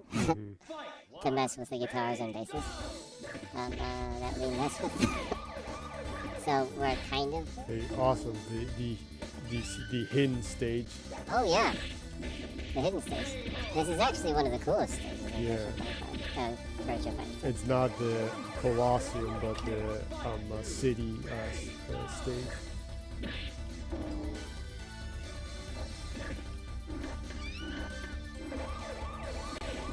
Yeah, but the audio scene, yeah, like I was saying, that was there earlier and on Akihabara before the game scene, right? And that kind of, unfortunately, it's still kind of there, but like the audiophile stores are kind of gone, right? The instrument stores are mostly gone. The Ikebe instrument Rivola is still there, but some of the other instrument stores are gone too, which kind of sucks. You know? If you walk down from Akihabara, there's an area where there's a lot of universities, specialized universities. Yeah.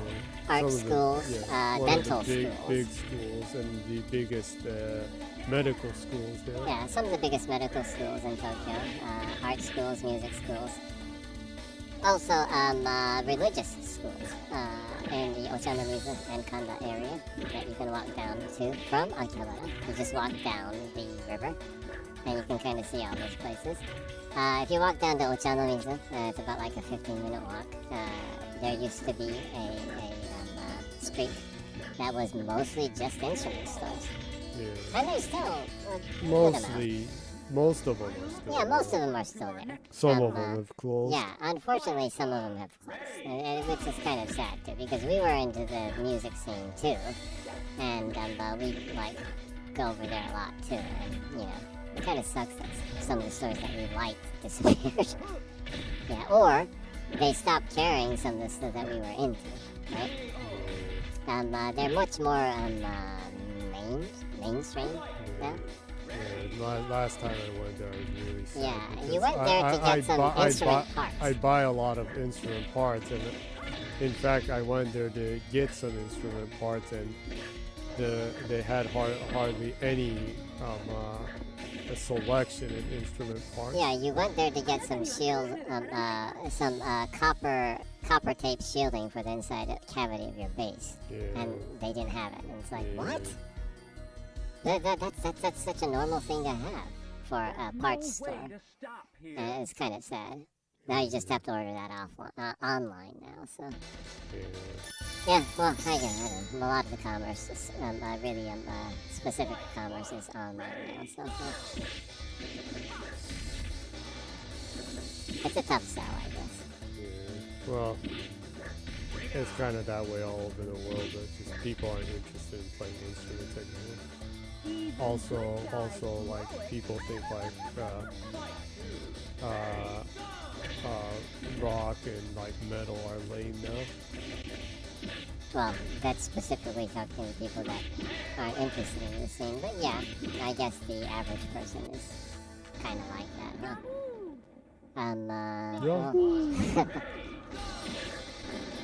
Yeah, well, I guess, you know, economically, it is a pretty pricey hobby. Yeah, I guess that's one of the things. And wood is getting more and more expensive. Rare metals are getting more expensive and rarer too. So yeah, it's an expensive hobby, and it's for being an expensive hobby, it's really hard to make money and get out of the hobby area, right? To become professional. So, probably not a really very smart investment in looking at the economic times there are right now, right? Yeah. It probably makes more sense to have fun, like making a YouTube channel and then making fun videos with the free movie editing apps on your smartphone that you have if you're like a high school kid or something, right? Yeah. Music, for it to become more relevant and for younger people, I think needs to be more accessible. This kind of goes back to games, but I think that's the thing I appreciate about Game Pass is that games can easily fall into the category of expensive hobbies. And when it does, when a hobby turns into an expensive hobby, it kind of dies. Yeah, always does. Yeah, you know. When we were younger, music was more affordable, right? You could get a used instrument for a pretty good price. Some instruments that use now very rare woods were cheap when we were younger. Games can potentially get into that area of being too expensive to be a hobby. I think subscriptions are a way of lowering the entry point, right? And the important thing about that is getting younger people into that hobby, right? People like you and me that are already, like halfway through life. There's a limit to how much we can support the industry. Industry can only thrive when you have a lot of young blood continuing to enter, right? Yeah, so it's good for the industry when things like Game Pass actually thrive, right?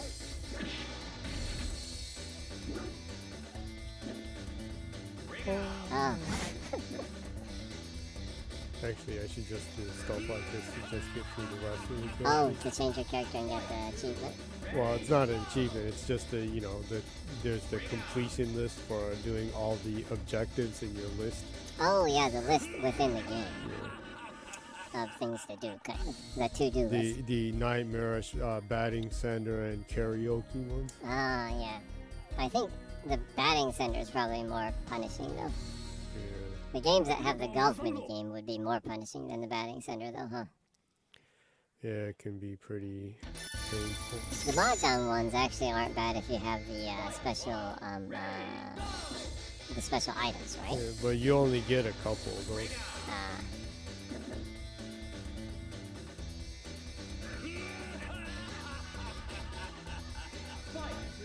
Yep. But if you get the gist of it, you can start winning. It is pretty possible.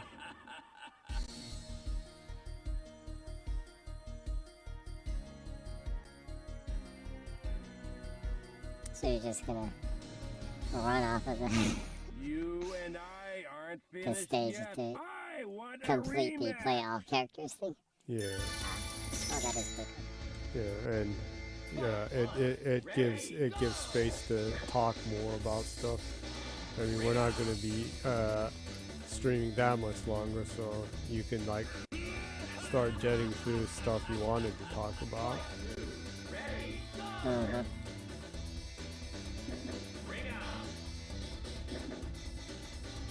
Well,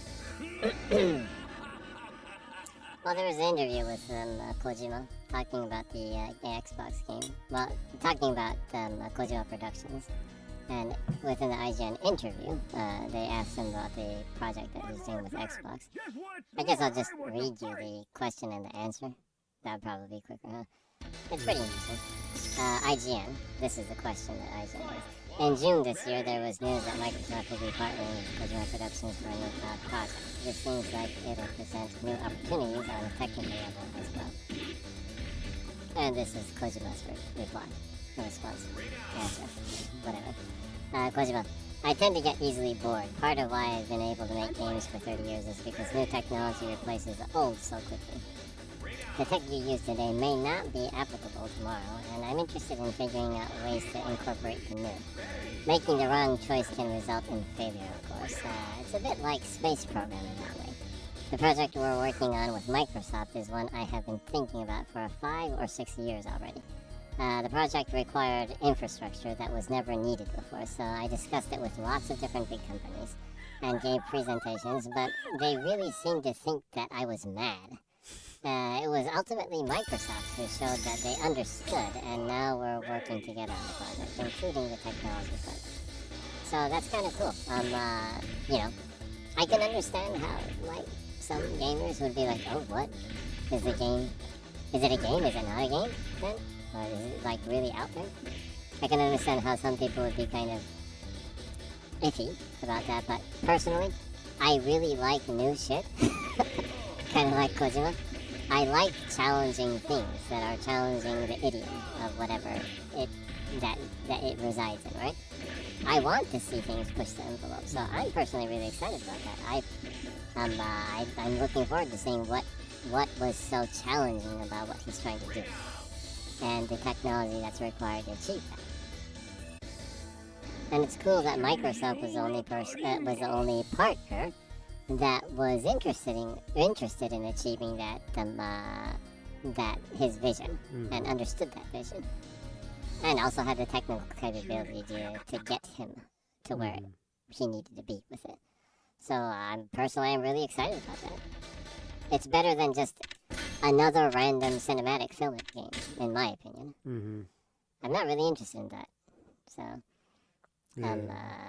if it's really out there, if it's really bizarre, if it's like absolutely new technology, or like it's questionable if this is a game or not a game, I'm ultra invested in that idea. Sounds cool.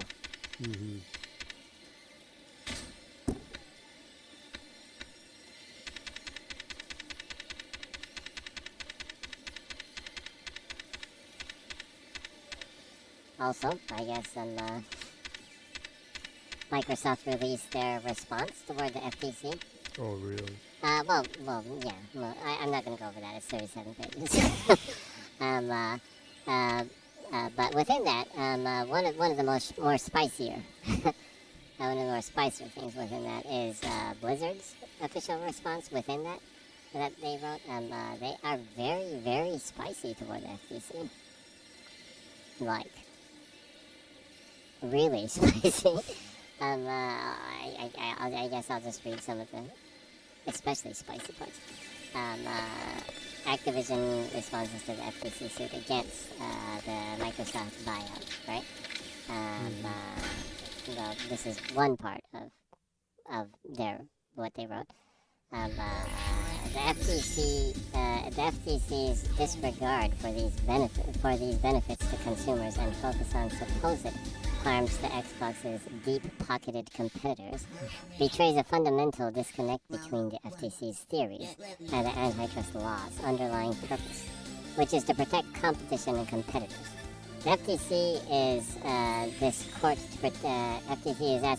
to protect the world's largest gaming companies from further competition from Xbox, and thereby turning antitrust on its head. Blinded by ideological skepticism of high-value technology deals, and by complaints from competitors. Now, they were nice to make that a plural, but it's actually singular, right? And Nintendo wasn't like, oh, I'm against that. I'm against Microsoft bringing Call of Duty to our next generation console. Yeah. Right? Yeah. Why the hell would Nintendo not want Call of Duty and any of the like Crash Bandicoot and Spyro and all these other Activision games on their console? Of course, it's always ponies who say, well, no one on Nintendo's gonna buy Call of Duty. Like it was on the Nintendo hardware until recently. Call of Duty was on the friggin' game. It was on the friggin' DS. Yeah. They had a version of Call of Duty on the DS, not even the 3DS, right? Yeah.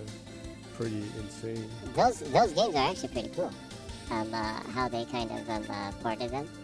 I enjoy those ones. You know, I really liked the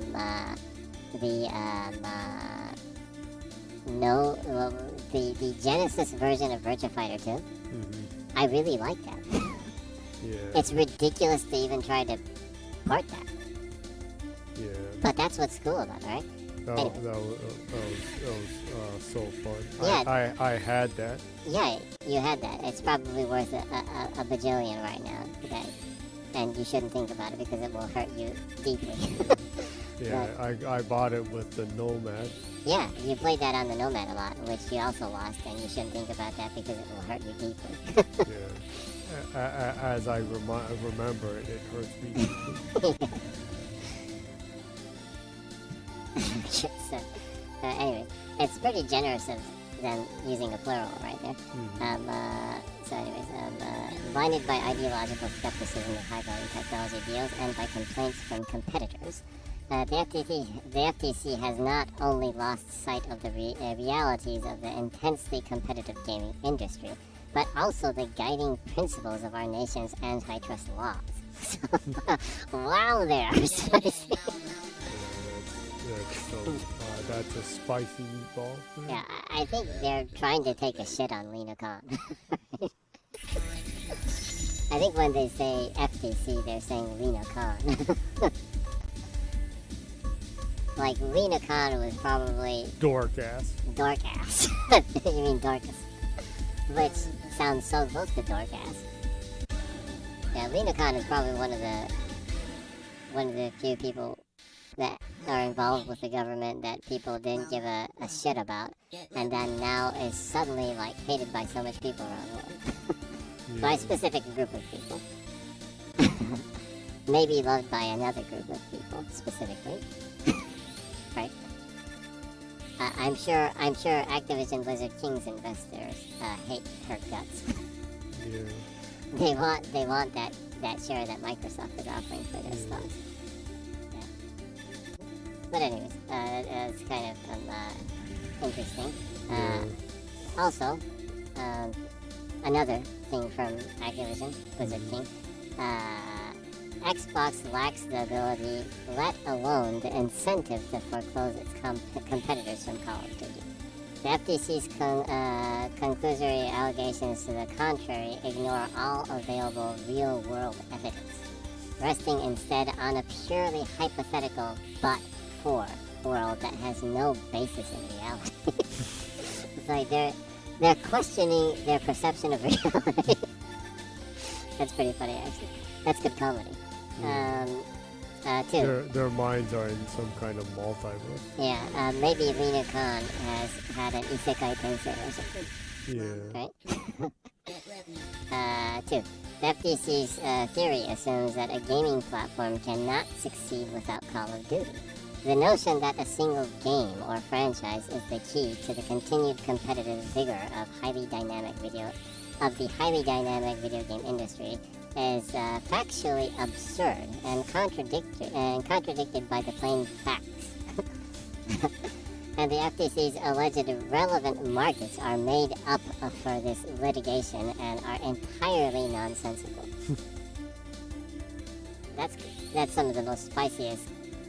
That's some of the most spiciest commentary I've seen about that. Coming from that's actually coming from Activision, right?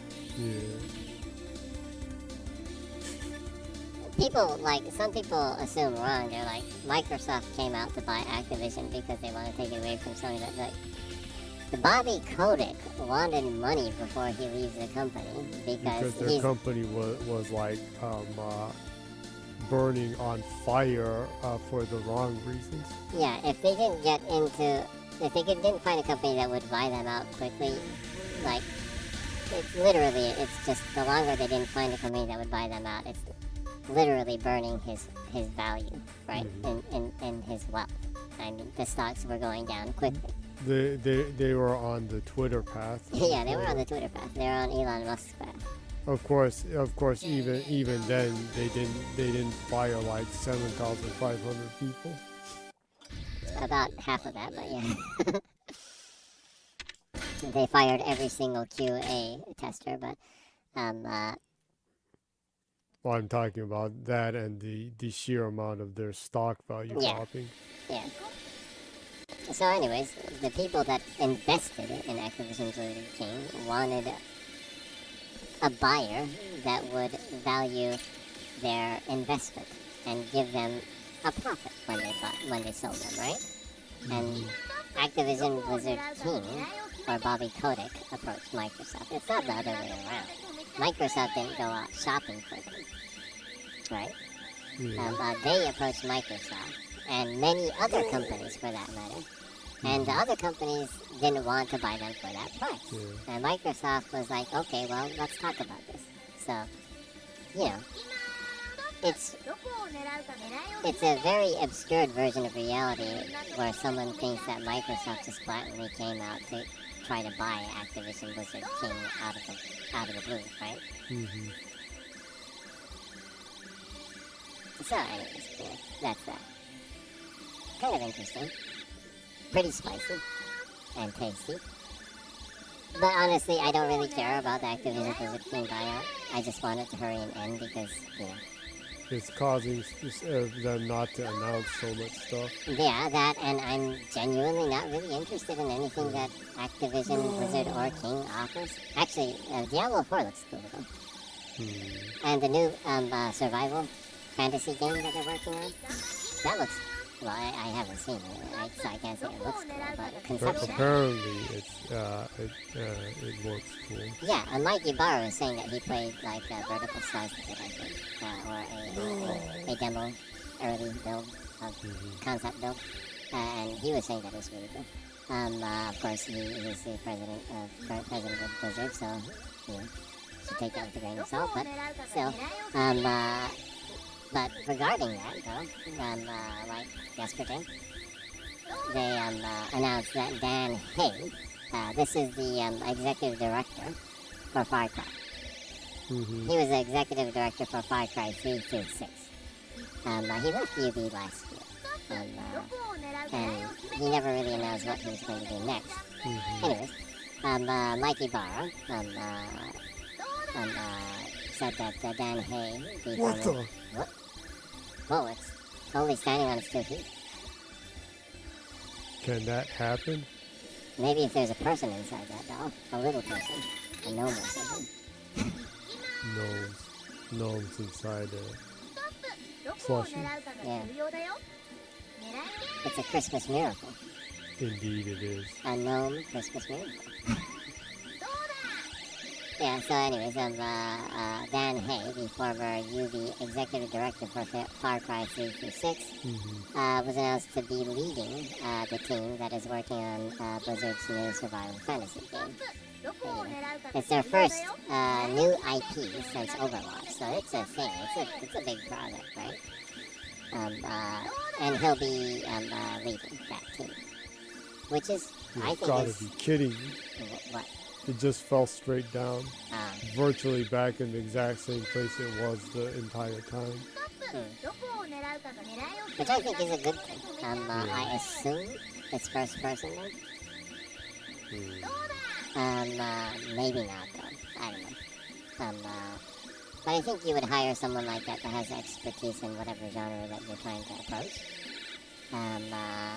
Far Cry does have some survival elements, but ultimately it's more about fun.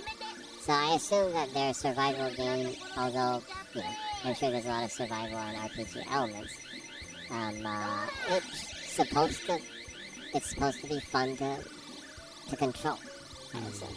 Which is always a good, I think. I think fundamentally, even if you have RPG elements and growth elements and progression elements, that a game should fundamentally, even without maxing out your stats, should be fun to control. I don't know, maybe I'm too old school, but I think a game should be fun to control. So I think that's good. So I would be excited for that. Does that mean that the game is going to have like trippy scenes? Trippy, like drugged out scenes where you're like seeing visions? Visions, yeah, maybe. Because like that's in every Far Cry. Yeah. Or at least every one I saw you playing, it's always stuff like that. But actually, that's a Yubi thing. Yeah. There might be edibles in it. Edibles? An edible form of hemp. Right. Oh, like brownies and stuff. And the type of hemp that you don't smoke. They like what, like coca-cola and like that, or like pills or whatever. It's something that you eat instead of something that you smoke and hit, right? Anyways, I don't know. There might be something like that in the game. Yeah, possibly. A fantasy edible.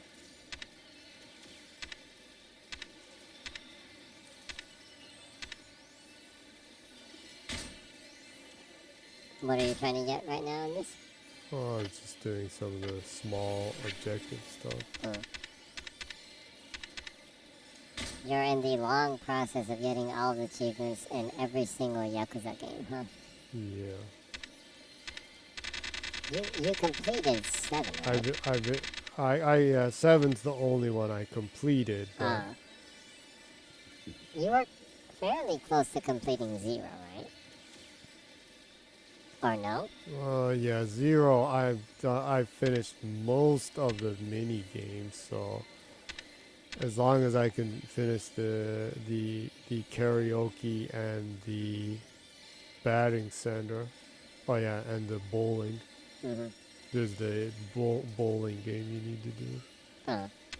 If I can finish those, then I can move on to completing the game. Activate stream heat. Guess I'll just clobber some fools while you finish off. You're almost finished though, huh? Oh, yeah, finishing off is up to you. It's your stream. What? But well, I'm just saying that I just want you to have enough time to talk about stuff that you wanted to. Well, I generally talk about stuff. Well, the only thing I can talk about is just random game stats of the wrap up of this year, I guess.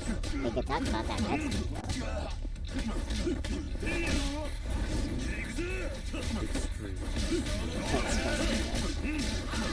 Yeah, and Yakuza or Yuga, are one of those games that kind of, I think a good open world game always gives you that sense of wanting to, go back to the town. In real life too. Once in a while you're like, I think I want to go to that town or that city or, walk around that neighborhood or eat there or, just kind of hang out, right? I think a good live in open world game gives you that sense, right? GTA 4 did that for me. Every once in a while, I want to kind of boot up GTA 4 just because I want to drive around town. Yeah. And, maybe get a beer, play darts, go to the comedy club, call that freaky nurse that is always, really, really, in heat or something. or saucy nurse, whatever. It's one of those games that you just want to kind of revisit just to hang out in the city. Yeah. Yeah, and the Yakuza series, or the Gyugagotoku series, is one of those games too. Every once in a while, you just want to kind of wander You just want to kind of wander around Kamurocho and maybe eat, get a drink, beat up some thugs, play mahjong, go to the batting center, It's kind of comforting.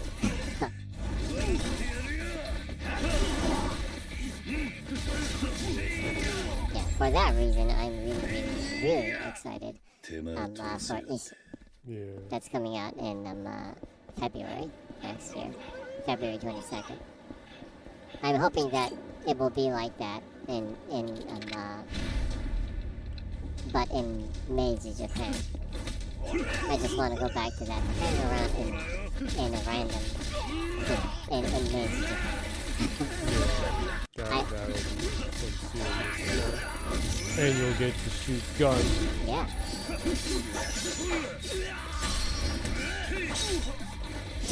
Oh, it's one of my favorites. Yes. That's so violent. It's so violent. That guy's so dead. Yeah. The knife probably went through his body. Probably. It probably split his spine into it or something.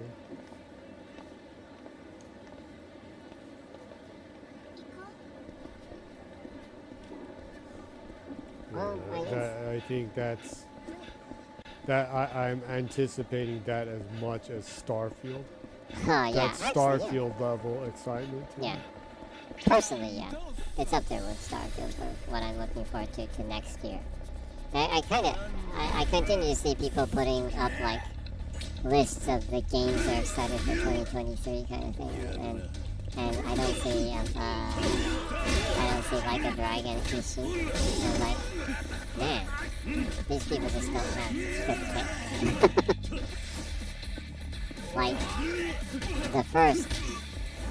The first biggest game for next year, personally,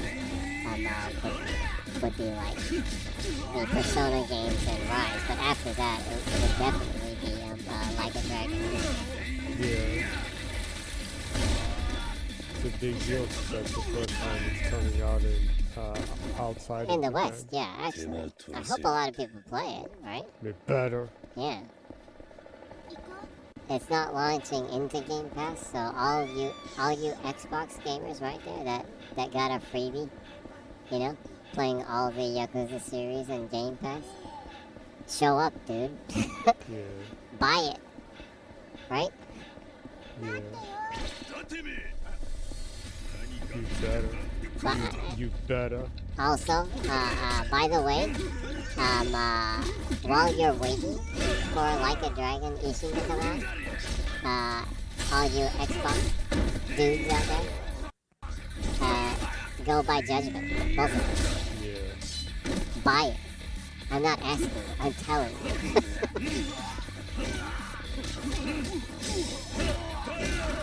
You better.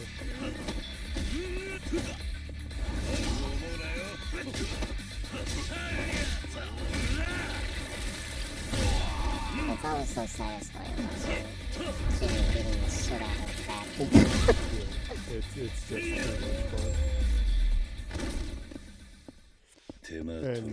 And the physics that kick in where they like spin around is so damn entertaining. Yeah. It's fun every time. It's fun every time. I kind of try to run around to try to get the thugs in an interesting place where I think the physics might kind of get really weird if I kick them into The physics go AWOL. Yeah, I try to do that because I think it's funny. Ooh, the parking spot. Let's get him in here. Yeah. And bash him with the bicycle. They leave a lot of blood drops there. Or just blood.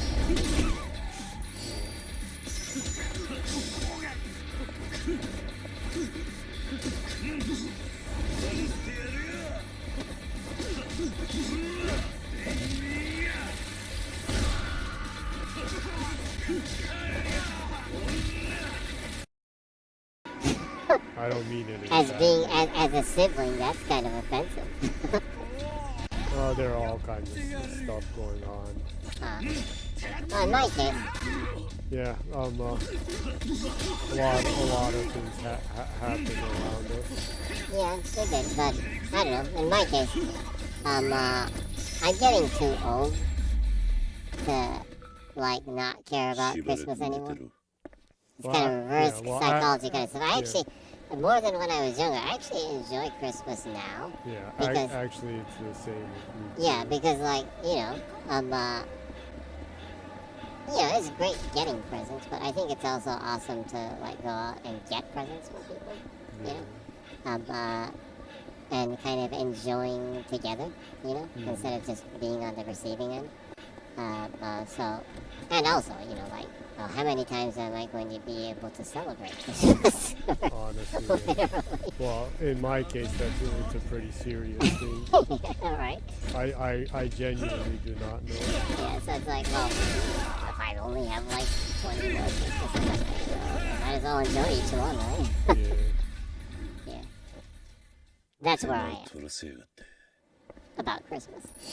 It's not about religion or anything anymore. It's just about, look, I only have a limited amount of times that I can have fun around this time. Let me have that friggin' fun. Yeah. And actually, like you said, it's basically that. And I actually kind of feel sad that like Christmas isn't that much of a thing anymore. Yeah, it's not really a thing anymore, huh? You don't see those Christmas movies or Christmas specials or like Christmas songs. There aren't any new Christmas songs. Yeah, in that sense, I'm kind of happy that there was the Guardians of the Galaxy Christmas special. Yeah. I really appreciated that, and not just because it was good and funny and everything, but it's kind of nice to see a Christmassy thing that doesn't take itself too seriously. Yeah.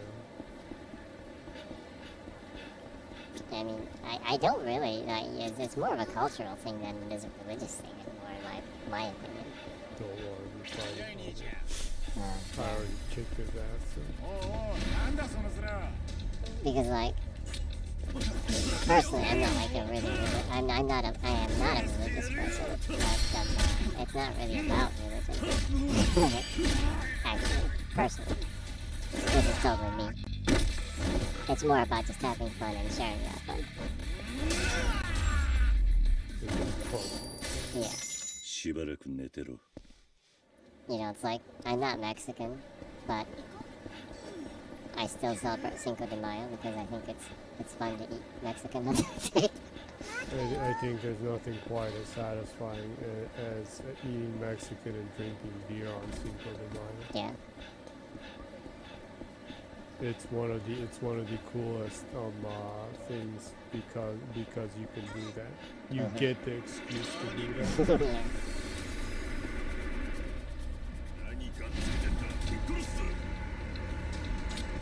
Well, So if you're a little bit younger, cherish Christmas. who knows? This Christmas might be it. So everyone might be alive. Yeah, well, actually, you live each day like it's your last, right? I'm not trying to be downer or anything, but I don't think that's a bad thing to do. As long as you don't take advantage of that and then do evil shit. Right. You never know what can happen. Like Twitter's gonna die next year probably. Probably.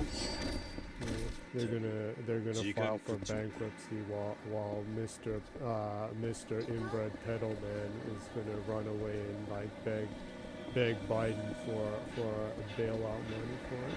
Yeah, or they'll sell the rest of their share to the Saudis or something. Yeah. It would be nice if the Saudis just melded in and on the embassy trade like they did to the guy. Because, well, he actually deserves that. The journalist did not. Yeah, the journalist didn't. I won't comment on who deserves to be melded first. I'm not sure if that's the kind of merry note you want to end this one on. I know Santa has doxed and banned him from his list. But why don't we just keep it at that? Elon Musk is definitely is not on the good boys list for Santa. I think everyone in the world can agree with that, probably. Right? Yeah, everyone can. Yeah, I think everyone's on the same page. Even the people that kind of not really dig him, but kind of like hang around him just to take advantage of him, which is what it is in life, right? Creepy people like Yeah. But I know anyone watching this and everyone watching it is on the good list. Oh. Well, I guess I'm on the good list, right? You Or is better it, be. or is a participant not allowed to be on that list? It's insider trading. Yeah, it's inside trading. Yeah, but I wish everyone good holidays. Yeah, I do too.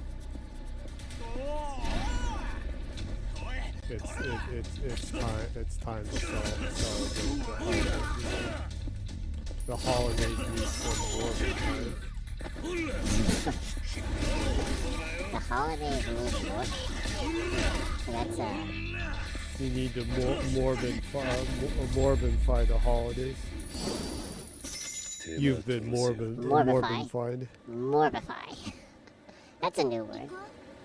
Morbify. Morbidfied. Morbify. Morbify? That doesn't roll very well. Yeah, you do. It rolls as bad as the movie does roll. Yeah. I guess that's okay, because the movie didn't roll well. Huh? I don't know, I think Demon Wind rolled better than Morbius. Yeah. Yeah, although it sucked more than Morbius, it rolled more. Yeah. Well, when you get back to the topic of Demon Wind and Morbius again, I think it's about the end of the stream then. Yeah. Well, like I said, I wish everyone good holidays all the time. And good any holidays. That's for sure. Absolutely. Yeah. So I guess this very un-Christmassy Christmas kind of stream will wrap up right now. This very SEGA Christmas stream. Yeah, A Merry Sega Christmas. Have a merry, merry Sega Christmas. Yeah. And a Sega New Year. Yeah. Because you know what? The new year starts off with Persona, which is published by Sega. And then the month after that... Because Sega owns Atlas. Yeah, and then the month after that we get Like a Dragon Ishi, which is also Sega. So, they just don't stop giving. Yeah, it's the gift that doesn't stop giving, no? So, Merry Sega-mas and a happy Sega year. Yeah. Right? Because you get two Yakuza games next year. Oh, awesome. That's already like a banger year. Right there. The man who erased his name. Yep. That's me. Awesome. Don't forget. Look at that. Look at that. Okay, so this is how Jenny rolls. Hope you enjoyed the stream. The archiving of each stream is put up on YouTube. If you put Jenny in, ZGENNY, was it? Is that correct? Yo. Yeah. ZGENNYY. ZGENNYY. A lot of doubles. If you put ZGENNYY on YouTube, like literally the only person that has those alphabets in that exclusive order is Jenny. So Jenny will pop up. Remember, it's pronounced like Zsa Zsa Gabor. Yeah, Zsa Zsa Gabor. It's sassy. Yeah. It's so sassy. Yeah. So, go ahead and check the archives up on YouTube. If you like it, subscribe or like. You know, tell your friends to check it out even if you don't like it. Yeah, because I think it's time that we take money from the corporals and give it back to the people. Take money from people, from corporals and anti-LGBTQA plus people like the Harry Potter bitch. And take that money away from those delinquents and then put it back into the LGBTQA plus community. Yeah. Right? Well, that's if we can monetize, or if Jenny can monetize. Hopefully. Yeah, right? Yeah. So anyway, check Jenny out on YouTube.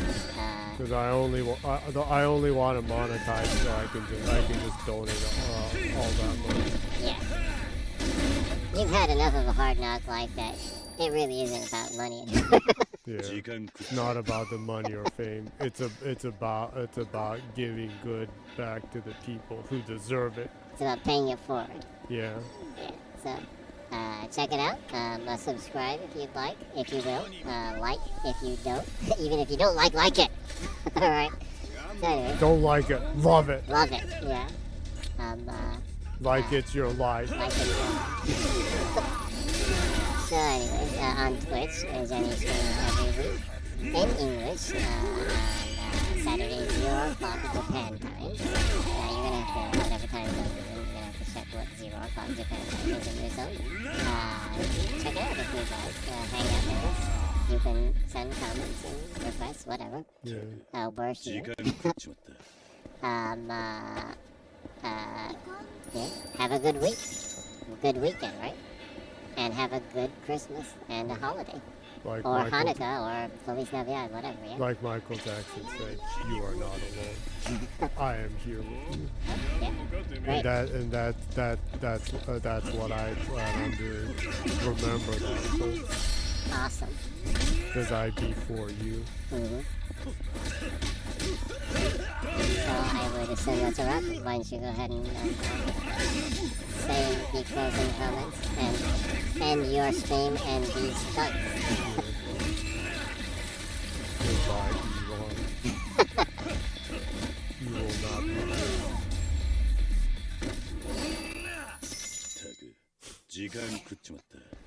I had to beat them. Yeah. But, well, thank you, everyone. Hope to see you next week or whenever on YouTube. In fact, I'll be putting up videos within the next few days, so look forward to that. if you want. If you want. And do subscribe if you want. If you want. Yeah, we're not going to push you to. That's right. But have a good day, have a good week, have a good life. We're there for you. And until then, good night and keep smiling. Awesome. See ya. Bye-bye!